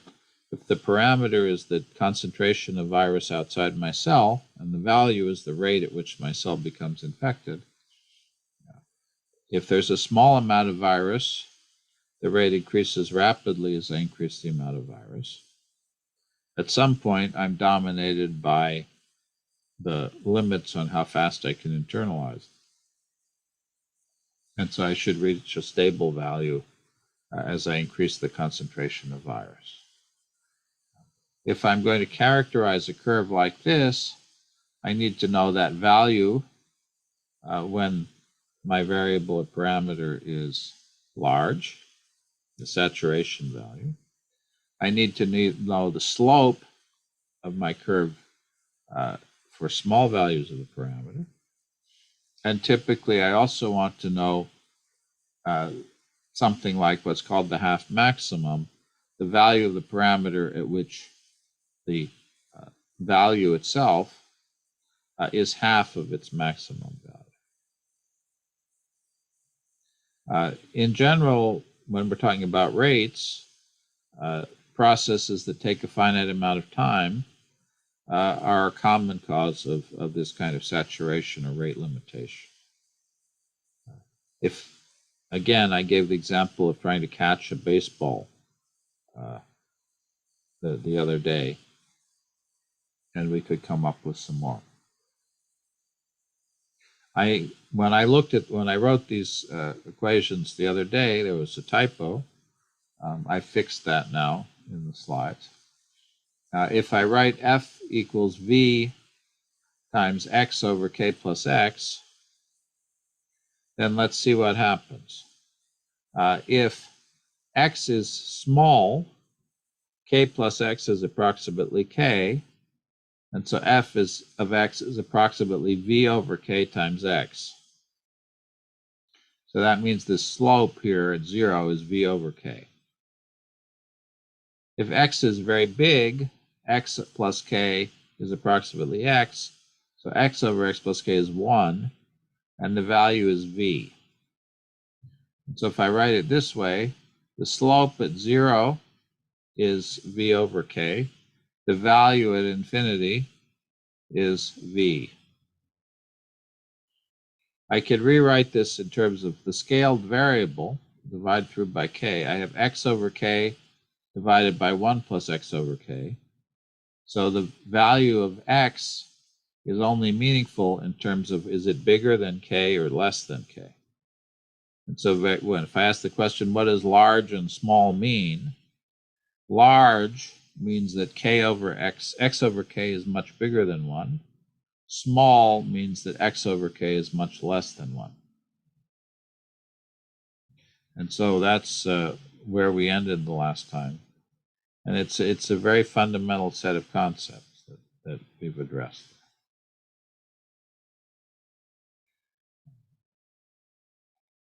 K is called the saturation constant. And again, when X is equal to K, X over K over 1 plus X over K is equal to 1. So I have 1 over 1 plus 1 is 1/2. So F of X is V over 2. The maximum value is V.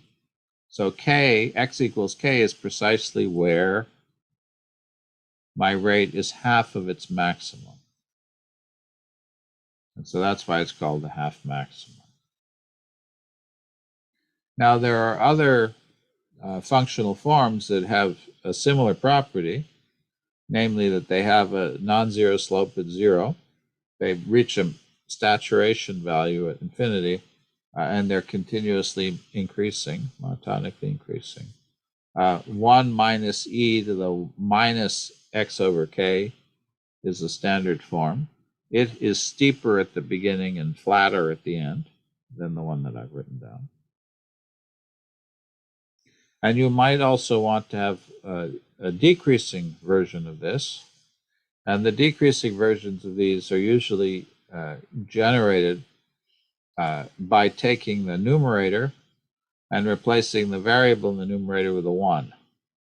So if I say f of x is equal to v times 1 over k over 1 plus x over k, that has the functional form that it is equal to what? At 0, it's equal to 1 over k over 1. So that would be v over k. So its value is v over k at 0.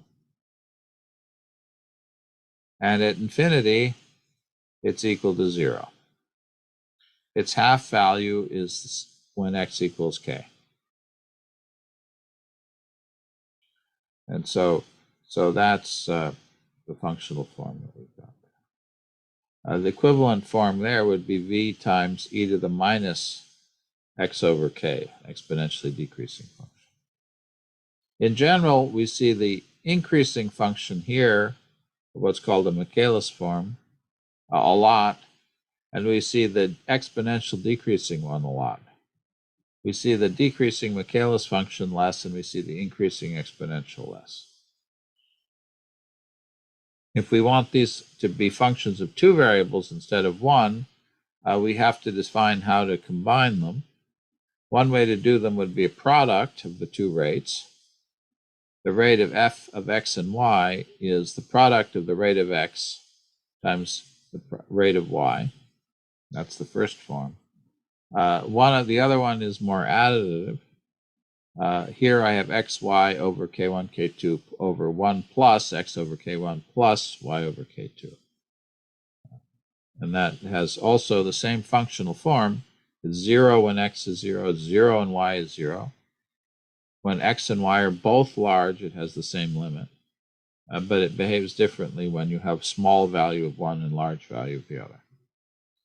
In the case here, if either x or y is small, the rate is small. In the second case, if either x or y are big, then the rate is not small.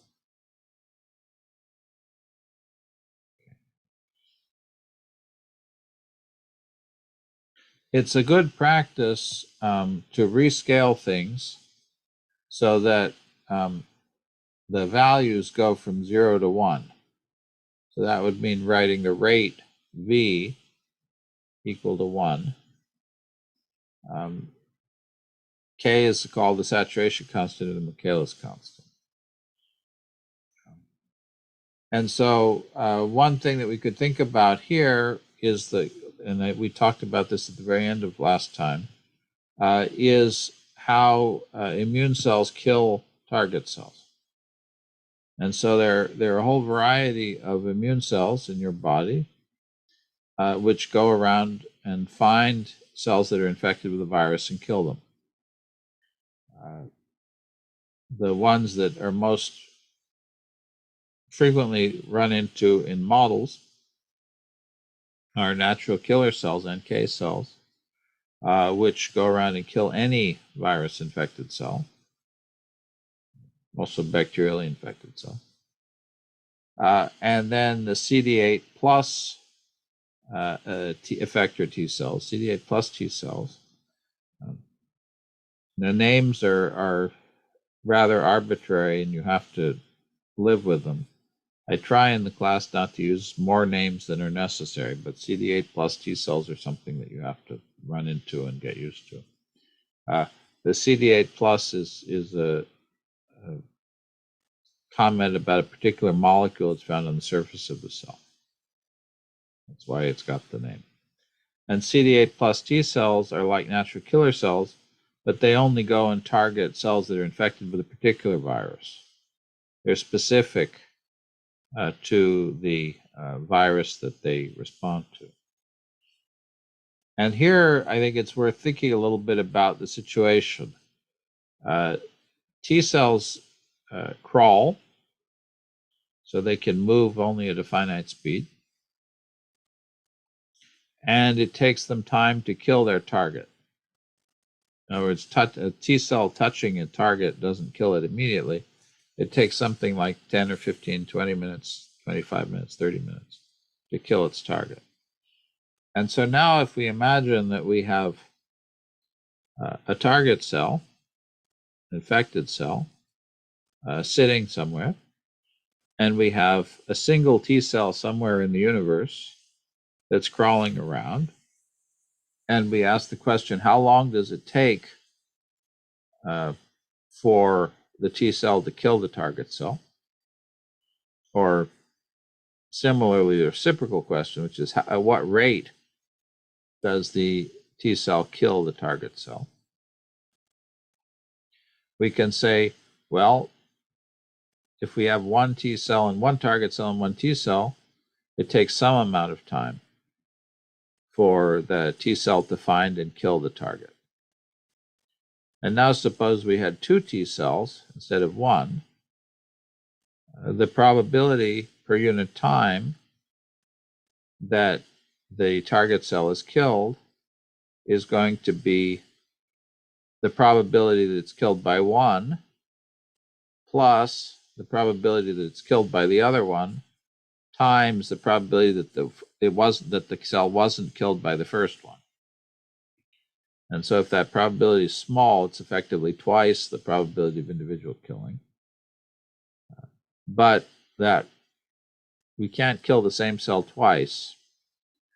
So we have that downgrading of the rate by the probability that it was killed by the first T cell.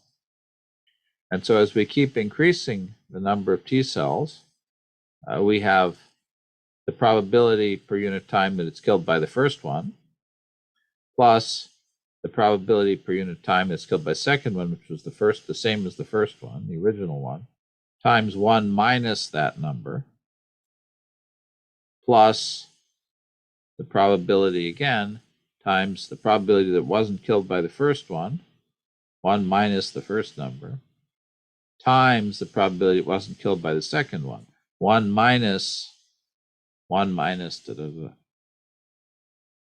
And if I do that summation, I'll get a geometric series. And if I do the summation, I'll come up exactly with this Michaelis form, x over k plus x. As I keep increasing the number of T cells, I can't get an infinite rate because they interfere with each other. That actually wouldn't be, Giuliano, if you're around, you might try to write out a little homework assignment about that. Okay? Actually, you can do that analytic calculation of the rate. Got that? And make it into a little homework problem. Yeah, if you could repeat that again. Yes. So think about I have a single target cell. Yep. And I introduce one T cell. Okay. And the probability per unit time that the T cell kills the target cell is alpha. Yep. And now I have two T cells. What's the probability per unit time that my cell is killed? Well, from the first one, it's just alpha. Yep. For the second one, it looks like it's plus alpha, but it's got to be multiplied by 1 minus alpha because you have to multiply by the probability it wasn't killed by the first one. Yep. So this is how you get the Poisson relation, right? Yep. When we do the conversion from infinitesimal rates to finite time, yep. It's the same calculation.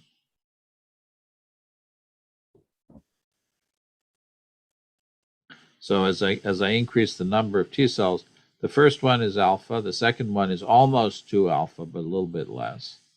The third one is almost 3 alpha, but a little bit less. And as I keep going, it's not N alpha, it'll saturate.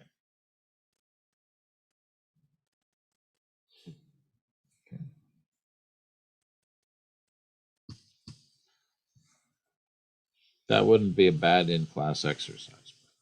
I didn't have it worked out.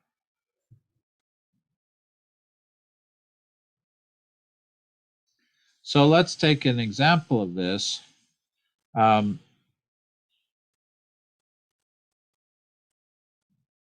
If we say that a CD8 T plus T cell takes, here I've said 40 minutes to kill a target.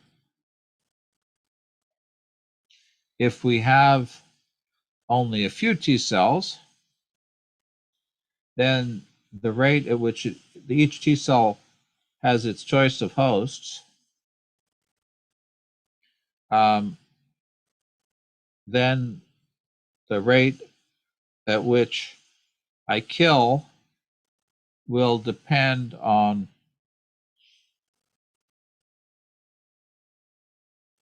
sorry, I said that wrong. I've got to be, I was thinking still of the thing I was just saying.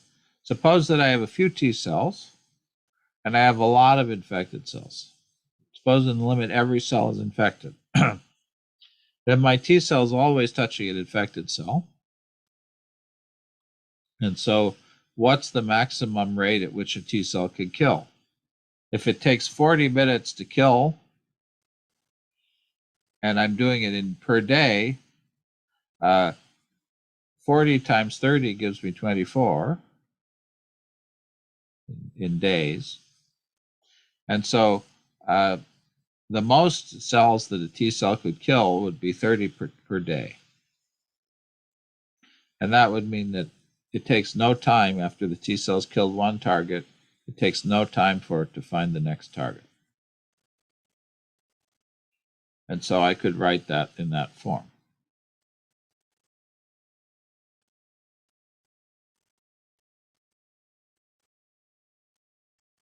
So in that case, the maximum killing rate would be about 30 per day, 30 per T cell per day. That gives me the value of V.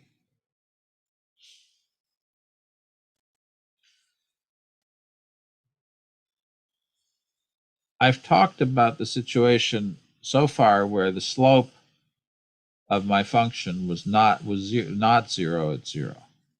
And I mentioned that you could have a situation in which the slope at zero was zero rather than a finite angle. We're going to assume that at large values we're saturated.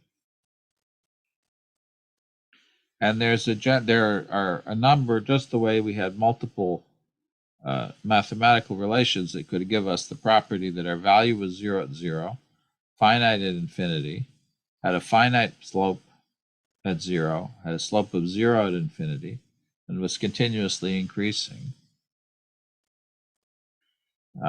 There are a bunch of different functional forms that have the property that the value is zero at zero, the slope is zero at zero, the value is finite at infinity, and the slope is zero at infinity. And those all have, and they're always they're increasing. And those functions are typically called sigmoids because if they're smooth and differentiable, infinitely differentiable, and they have those properties at the ends, the only way you can connect them is with an S-curve. And you can write those in a variety of ways. Typically, you want to write them in a way that's consistent. And the simplest way to write them consistently, especially if I want to scale it so the value at zero is zero and the value at infinity is one, is what's called a Hill function. And this is not a function that has any physical meaning to it by itself. It's just an observation of the possible shapes that you can have, which have the limits at zero and one and infinity that you want. And that's taking the structure that I wrote down before, V for the maximum rate, x over k, so the rescaled value of x over k, and then 0.5 to the n instead of 1, which I used before. And then each one of these is raised to the nth power. If n were equal to 1, I'd have v x over k 1/2 x over k. that gives me that Michaelis function, n equals 1, that I've shown here, that we looked at before. If n is between 0 and, let's see, between 1 and 2, things are a little bit strange. If n is less than 1, things are a little strange.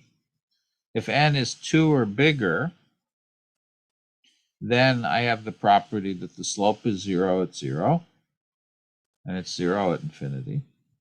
Notice all of these curves go through the point 1/2, 1/2.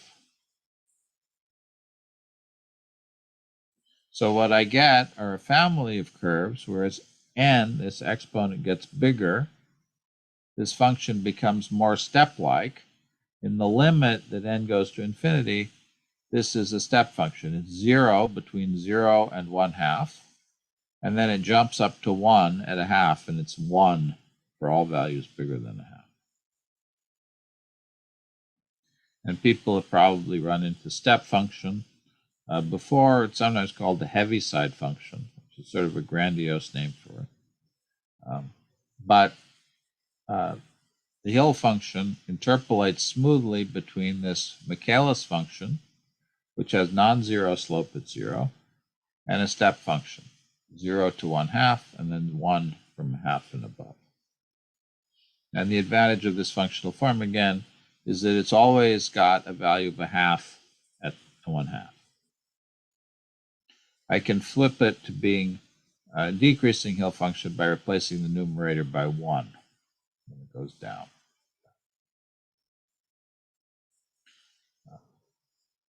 If I have multiple variables operating simultaneously, the way I combine them can be complicated. There can be sums, there can be products, there can be a lot of things. But as a function of a single variable, there are only a few possibilities. So another thing that I want to talk about a little bit is this idea of translating arrows into ODs and antimony. We did a little bit of this before, and I want to come back to it as an exercise. I don't, Juliana, did we do all of those exercises before, or just one or two? I'm trying to remember. I don't think we did all of them. I don't think we did them. Yeah. I may be confusing because we did them over the summer. Yeah. So I may be confusing them. But let's try this a little bit. So let's do some in-class quick exercises since we don't have too much time. And whatever we don't do today, we'll do as homework. Converting from arrow diagrams to ordinary differential equations to antimony. And so let's come back to these ideas that we talked about a little bit briefly. Let's start out with this simple chemical reaction, which is A plus B goes to C. And this is sort of a general product because this is something you'll do if you're in the case of the projects that you're doing here for class. You probably have the equations that you're going to be working with. But if you're going to generate a new model of your own, you will typically know a relationship, structural relationship, A plus B goes to C, but you won't a priori know what the rate law is. And so when you see an arrow diagram, here in this case a chemical reaction, but it could also be a transformation rule, like virus plus uninfected cell goes to infected cell. The first thing that you have to do is we typically write the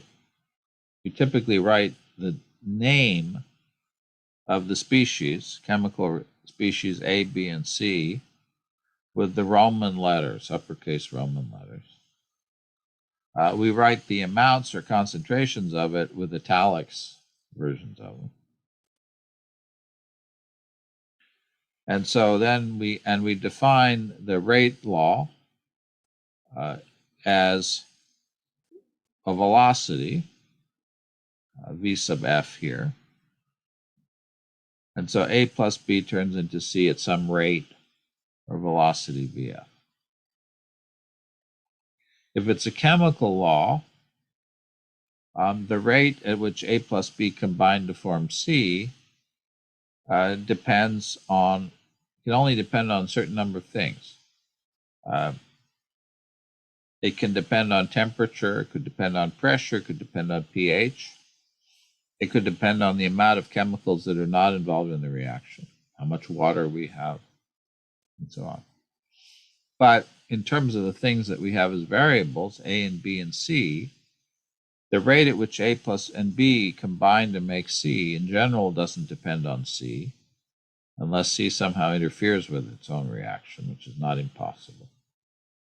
And so naively, our forward rate should depend only on the left-hand components. So the function v of f, the rate, should depend on A and B. It might be also dependent on C. If we had, for example, a molecule that inhibited its own production, then that rate would also depend on the amount of product.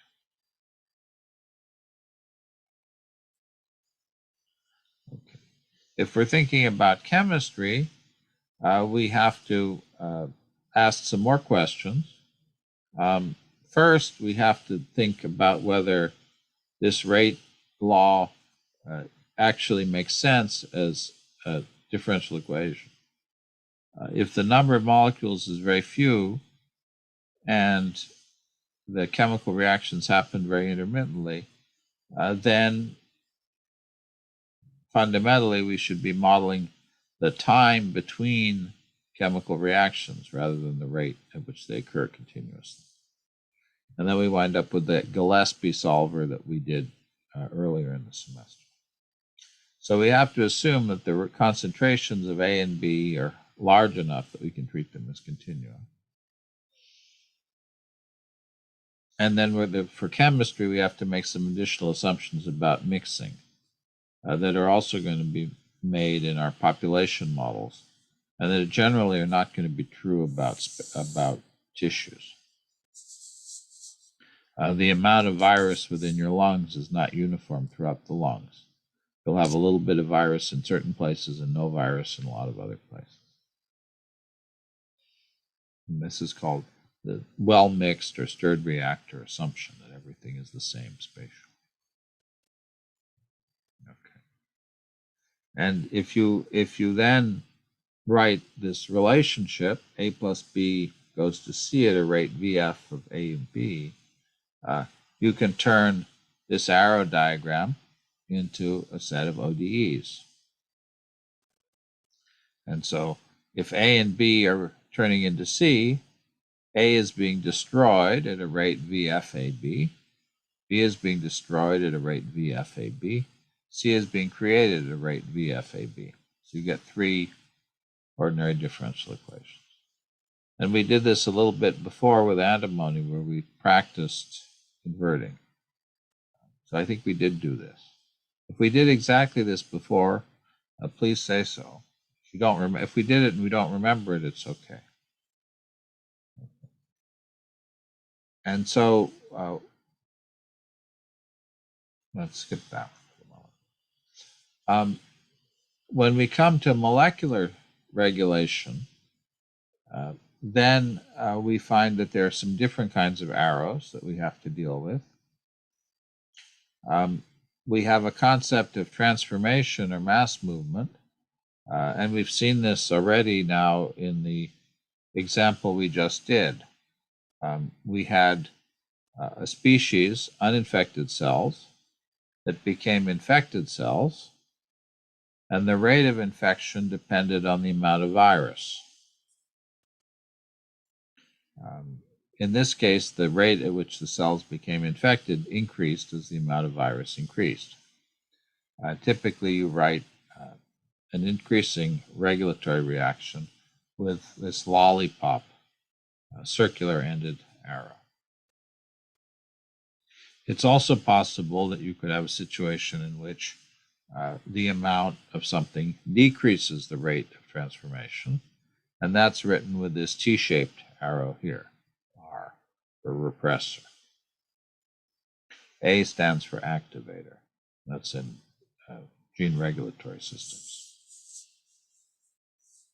The big difference between a chemical reaction like 2A goes to B and a regulatory reaction like A controls the rate at which S1 goes to S2 is that in the chemical reaction, A and B are both used up, whereas in the regulatory reaction, S1 is used up, but A is not. And as I mentioned a week or two ago, when virus infects a cell, it is used up, but we typically assume that it's not because the amount of virus, the fraction of the virus that's available that's used up to infect cells is very, very small. And so although the amount of virus that's used in the circulation decreases when cells are infected, the rate at which that happens is so slow that we typically ignore it. Once again, we can ask the question, what's the functional form of these reactions? And this is where the Michaelis and Hill functions come in. So if S1 goes to S2 and its rate is controlled by A, the fact that A is an activator means that the more A we have, the faster we turn S1 into S2. So we have an increasing function of A. What's different compared to our chemical reactions is that the rate at which S1 becomes S2 may not be 0 without A. So in the case of virus infecting cells, the rate of infection is 0 if there's no virus. But suppose that I had something, let's pick something ghoulish. Suppose that I have the rate at which people die as a function of the amount of COVID in circulation. Increasing the amount of COVID in circulation increases the death rate, but having no COVID doesn't mean the death rate is 0. And so this could be an example of that. If S1 is alive person, S2 is dead person, A is the amount of COVID in circulation, then the rate at which people die will go up as the amount of COVID in circulation goes up. But it's not, the death rate is not 0 without COVID. Similarly, I expect there to be some kind of saturation because even if there's a lot of COVID, it's not killing everybody instantaneously. And so there's a maximum death rate as well. I can have a concept of an inhibitory reaction. And typically, again, if the values here are amounts, I can't go negative. And so in this case, I can ask the question, what does it look like? If S1 goes to S2 in the absence of R, it has some rate. The fact that R is inhibitory means that as I increase the amount of R, the rate goes down. The rate usually can't go negative, so it has to have a functional form that looks like that. And the let's think about a situation in which we could have that. Suppose that the rate we care about is the rate at which infected individuals infect uninfected individuals with COVID, and R is the rate of mask wearing. So the higher the probability, the higher the rate of mask wearing, the lower the probability of an infected individual infecting someone else. So that would be a functional form that would look like If we want to write things in antimony, antimony thinks of things as chemical reactions. And so there's a certain amount of translation that we have to do. And there's a set of questions that we have to ask. So if we see, and we'll see in the biochemical literature and biological literature, there's some inconsistency about how these arrow diagrams are written. The chemists are usually pretty good about it, but biologists are sloppy. You'll often see an arrow diagram that looks like this. A inhibits S2. That's particularly true for gene regulatory networks. The amount of, here A activates S2. The amount of promoter, A is a promoter of S2. The more A I get, the more S2 I produce.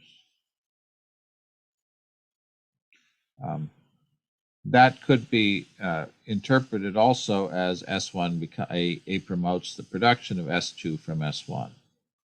If I see the first picture, A promotes S2, I have to interpret that. I can't write that as a equation by itself. I have to think about it. And the first thing that I have to realize is that S2 comes from somewhere, but I haven't been told where.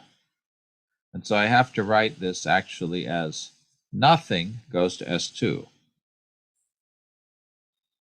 And A is not used up in the reaction. It's a regulatory reaction. So nothing goes to S2 at a rate that depends on the amount of A. And if I turn that into a chemical reaction, it looks like nothing goes to S2, and the rate of reaction depends on A. If I have S1 goes to S2 at a rate that's promoted by A, that becomes S1 goes to S2 at a rate that depends on A. Similarly, if R inhibits S2, there's an unwritten nothing goes to S2 at a rate that depends on R. If S1 goes to S2 and that transformation is inhibited by R, S1 goes to S2 at a rate that depends on R. What would be another example of inhibition? If S1 is a death rate for individuals, and R is a availability of an effective treatment, the bigger R is, the slower the death rate is. So then R would be inhibiting S1 and S2. And the reason I'm using these examples and pulling them from different areas is this concept of a chemical reaction is something people are pretty familiar with. In other fields, like the one we're dealing with here, of infection, or in toxicology, there are what are called outcome pathways. S1 and S2 could be the amount of chemical 1 and chemical 2, or it could be the number of uninfected and infected individuals in the population, or it could be the number of uninfected and the number of infected cells in the population.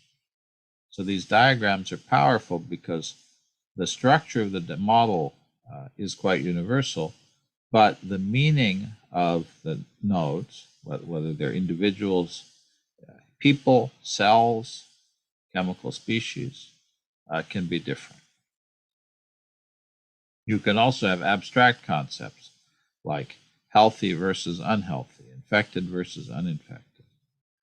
Those kind of transformations can be written in the same way. So now let's begin to think about that. In this case, we have T goes to I1 at a rate beta Vt. That means that the amount of T decreases in time, on the left-hand side of an arrow, at a rate beta Vt. So this arrow, T goes to I1, beta Vt, is equivalent to writing d by dt, capital T by dt, is equal to minus beta Vt. And here I've neglected to change the 9 to a 13. Sorry about that. But let's just do a very quick exercise. What are the rate equations for I1, I2, and V from this arrow diagrams? So let me actually do we haven't done in-class exercise for a while. All right, where's my poll? Let me do the poll. So is it clear what you're supposed to do? Look at these arrow diagrams for I1, I2, and V, and write down what the rate equations are. di1 dt equals something, di2 dt equals something, dv dt equals something. And as a hint, you have to remember that an arrow diagram which has two endpoints will generate two ODEs, but a species that shows up in multiple with arrows in and out will have more than one term in the rate equation for it. Okay, is it clear what you need to do here? So why don't you try this for I1, I2, V. Okay, is that making sense for people? I have a response rate of 1 on the poll, so I'm trying to understand, is it confusing or is it are people? Okay, Do so you let's think you could go over like I1 or like just one of them? Sure, that's fine. That's what I'll do next. So let's actually do that. So let's look at the first arrow diagram. It's interesting that misdrew there. I don't quite understand. Sometimes PowerPoint will misdraw things. So let's look at T goes to I1. For T only lives on the left-hand side of an arrow. So that means that T is involved in only one rate equation. And dt by dt, unfortunate to use T, is equal to minus beta times V times T, because T is destroyed by this change. Let's look at I1. I1 is on the right-hand side of this arrow.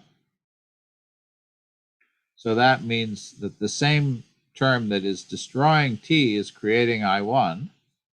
So I get a di1 dt is equal to beta Vt from being on the right-hand side of the arrow. But I also have the second arrow, I1 goes to I2 at a rate k times I1. So that gives me di1 dt equals minus ki1. And of course, on the other side, di2 dt equals ki1. So di1 dt is equal to beta Vt from being on the right-hand side of the arrow minus ki1 from being on the left-hand side of an arrow. So if that's the case, what would it be for I2? Ali, can you tell me what it should be for I2? Ki1 minus di2. Yep, that's right. That's it. So, or for V, it would be what?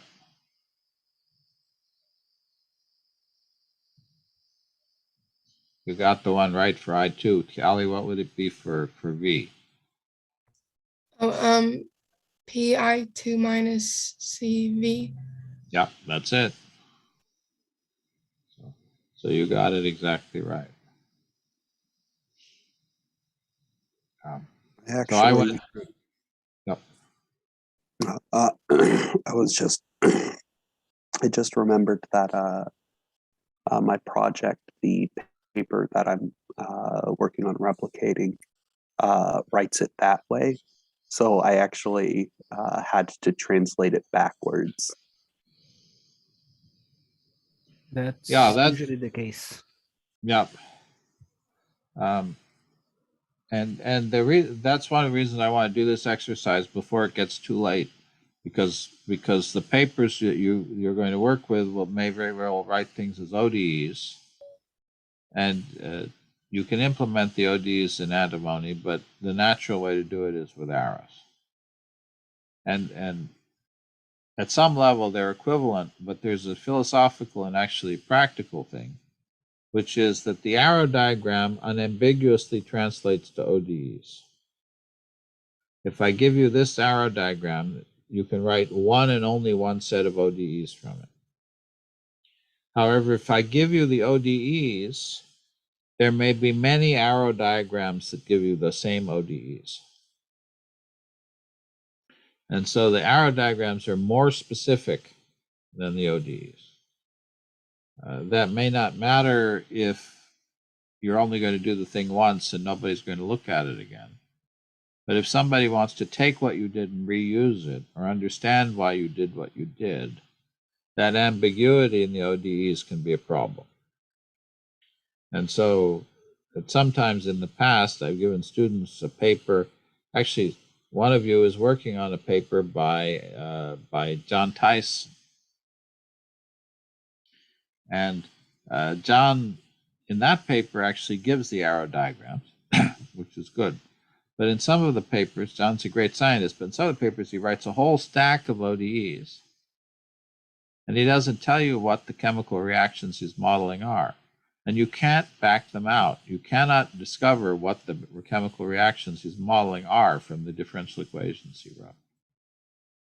And so I sometimes give that as an exercise to students. I give them a differential equation and say, what were the chemical reactions? The answer is you can't tell.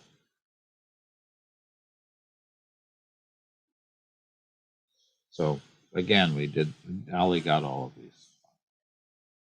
Okay. One thing that you have to watch out for with arrow diagrams is that in some fields,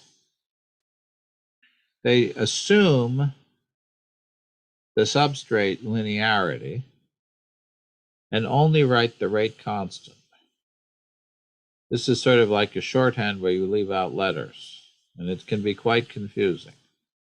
So instead of writing t goes to I1 at a rate beta vt, they write t goes to I1 at a rate beta v, and you have to interpret that as t needs to multiply beta v. And you'd say, how on earth would I know that the t is left out? And if that was the only thing you had, you wouldn't know, because this could be legitimate. It would be a little bit like writing contractions without the apostrophe, writing don't, D-O-N-T, with no apostrophe. For a native English speaker, that's fine. If you learned English as a second language, it would be very confusing. And so one way you can check that out is to look at a decay law. V goes to nothing. If I see V goes to nothing at a rate C, then I know that they're assuming that everything should be multiplied by the substrate concentration. Because if V goes to nothing at rate C, literally the rate that V decays at a constant rate, then if I have no V, the amount of V would go negative, which is not allowed. And so you sort of have to back out what they did by looking for something that would violate reasonableness. And so that's a way to check that out.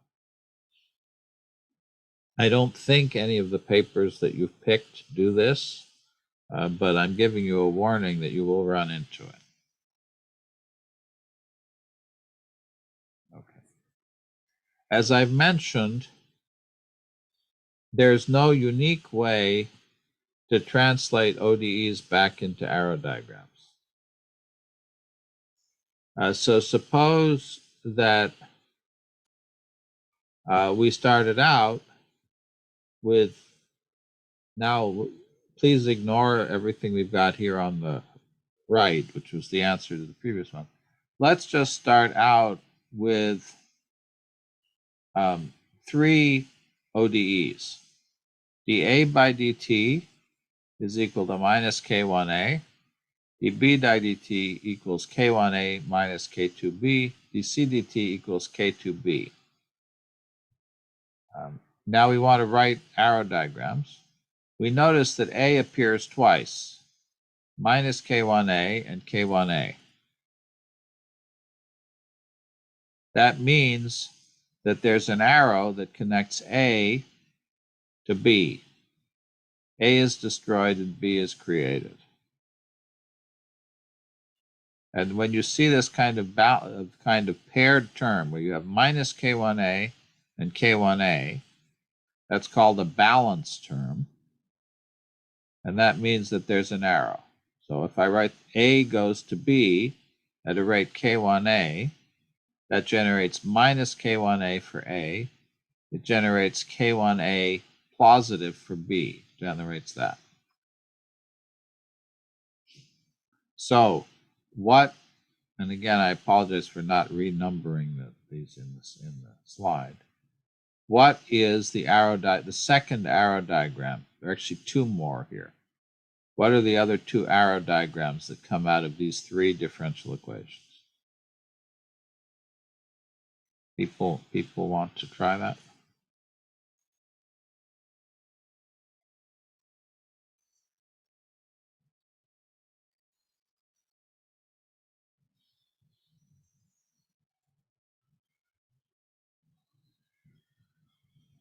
Actually, there's only one other arrow diagram. What's the other arrow diagram?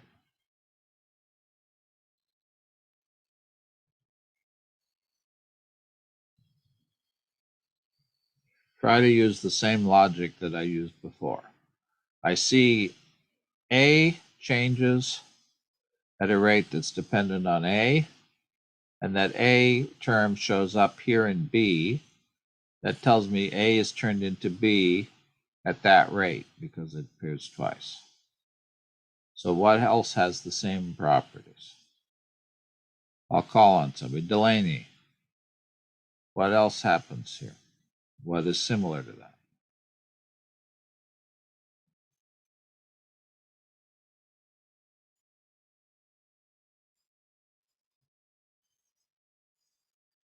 If you're still there.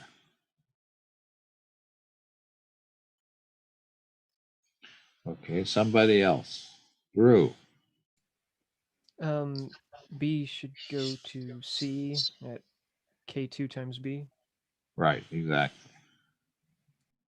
Okay. And I can do these things in a more elaborate way. This one is a little bit, this one is more chemistry. Does anybody want to take a stab at this one at the bottom? dA by dt equals minus K1AB, dB by dt equals minus K1AB, dC by dt equals K1AB, dD by dt equals K1AB. Does anybody recognize what that is? And I'm giving you a hint. Think chemistry. A and B are reacting to produce C and D. Yeah. So A plus B goes to C plus D at a rate K1AB. It's the law of mass action. So that gives you also a reason that you might want to use arrow diagrams, because one simple chemical reaction, A plus B goes to C plus D, turns into these four differential equations. There we go.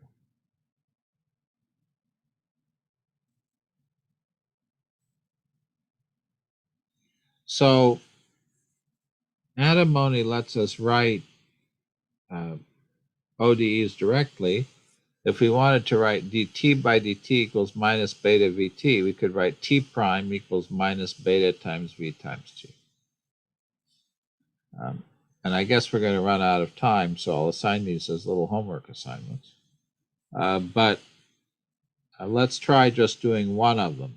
If you were going to write the antimony string for the other one of these other ones, what would it be, say, for the deaf one? D by dt equals d times di2. What would it look like? Somebody.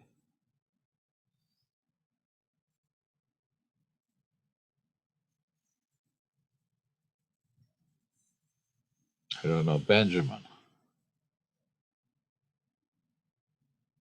Writing this in antimony.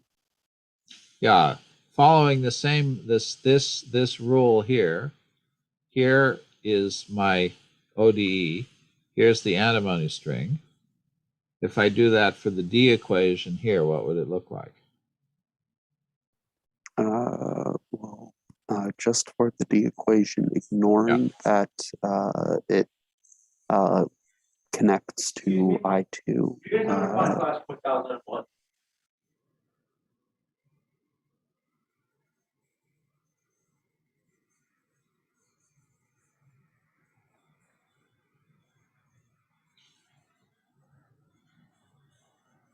Sorry, I got interrupted.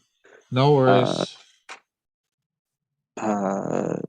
Would it just be D prime equals, or capital D prime equals D times I2, lowercase d times I2? Yeah, there's a minus, so it'd be minus D times I2. So again, it's straightforward to do that. So there would be the example for the D equation. What's a little bit now what we started from the beginning doing was turning arrow diagrams into antimony. That's very natural because we have the arrow syntax in antimony, and the rate just goes after the semicolon. And so we don't really need to repeat that. We've been doing that all semester. What's a little bit more tricky, and this is, I want to just mention this, and then we'll do this as a little homework assignment, is what do we do when we have ODEs and we want to write them as arrows? We can always write nothing goes to x at a rate f of x. And that's equivalent to writing the equation, the ODE, dx by dt equals f of x. Or we could write x goes to nothing at a rate f of x. That's equivalent to writing the ODE, dx by dt equals minus f of x. In that case, each arrow diagram gives us one term in one ODE. However, when you see a bunch of balanced terms, minus beta VT, minus KI1, minus DI2, it's natural to group these and write T goes to I1 at a rate beta VT. I1 goes to I2 at a rate KI1. I2 goes to D at a rate DI2. And so in that case, and I'll give you the answer since we're out of time, if we wanted to write these ODEs as antimony, I would get, I could write them all independently. Nothing goes to T at a rate beta VT. This is essentially just duplicating the ODEs. It's like writing T prime equals I1 prime equals I2 prime equals, and so on. However, I can group them into arrows. I1 goes to I2 at a rate beta times V times T. T goes to I1 at a rate beta T V times V times T. I1 goes to I2 at a rate K times I1. I2 goes to D at a rate D times I2. Now for the virus, because the virus is not created by any of the other species or destroyed by any of the other species, I still have nothing goes to V at a rate P times I1. I2, V goes to nothing at a rate C times V. If I really wanted to, I could write P times I1 I2 minus CV, C times V, which is syntactically right, but it doesn't distinguish the fact that the creation of the virus and the destruction are different kinds of processes. In this case, the number of lines I've used to write the equations is the same, but conceptually, I've mapped the transformations here in a way that's more clear for somebody else to understand. Okay, so I think then from the other thing you can do then is going backwards. If you have the arrow diagrams, you now can write the ordinary differential equations. And so the next exercise, and I'll do this as a little homework exercise, would be to take a little bit of antimony like this and write the ODs from it and back, vice versa. Those are simple to do, I think, just being systematic. Any questions then before we break? I appreciate your patience with that interruption I had earlier. There were some people at the door about something that had to get dealt with. There was a small problem outside that had to be dealt with. Any questions before we break? I realize next week is Thanksgiving. Have a good holiday. I realize to say have a good holiday. I hope you get some work done on your projects isn't the nicest way to send you off to Thanksgiving. But please do. I'm available to meet with people. The next couple of days are fairly busy for me, but I'll do my best to squeeze people in. But the Thanksgiving week, I will have more freedom because a lot of my regular meetings will not be happening.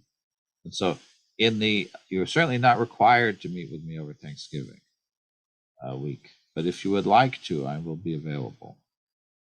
And I remember that people should have first versions of their projects ready when we next meet, which is 2 weeks from today. Other questions, comments? I appreciate people taking the time and sharing their experiences with group evaluations. That was extremely helpful. I appreciated the insights. So I will talk to people one-on-one if you schedule meetings with me. And if not, I will see you in 2 weeks. And hopefully you'll have preliminary versions of your projects. If you have issues creating your GitHub repository and uploading things to NanoHub, please contact Giuliano. Please do it as early as possible. Yep. So I would recommend before the end of the week, create a place, decide on your project name, create a placeholder, create a project in NanoHub, make sure you can do it, and try to create a GitHub repository and try to do an upload. So that if you have problems, we're not doing this 2 weeks from today, having everybody trying to get Giuliano to help them on the last day, but rather doing it now so we can dry run it. Remember that everything you do except the name of the project can be replaced. So you could upload garbage from your GitHub repository to NanoHub and see and test out that workflow that Giuliano showed last week. Yeah. Giuliano, do you have any comments on that? Please go ahead. No, I just want to second the encouragement of doing this by the end of the week and to remember that it's the short name that cannot be changed. The title of your tool can be changed as many more times as you want. Just the short name that is going to be part of the URL, that one cannot. So that means that you can pick something. It's not that important. I mean, you don't want to pick something embarrassing. Yeah. But it could be virus model or something. Mm-hmm. I guess it also probably has to be unique, right? Yes, unique 3 to 15 characters. I remember having issues. I can't remember if it's underscore or hyphen. So I recommend avoiding those.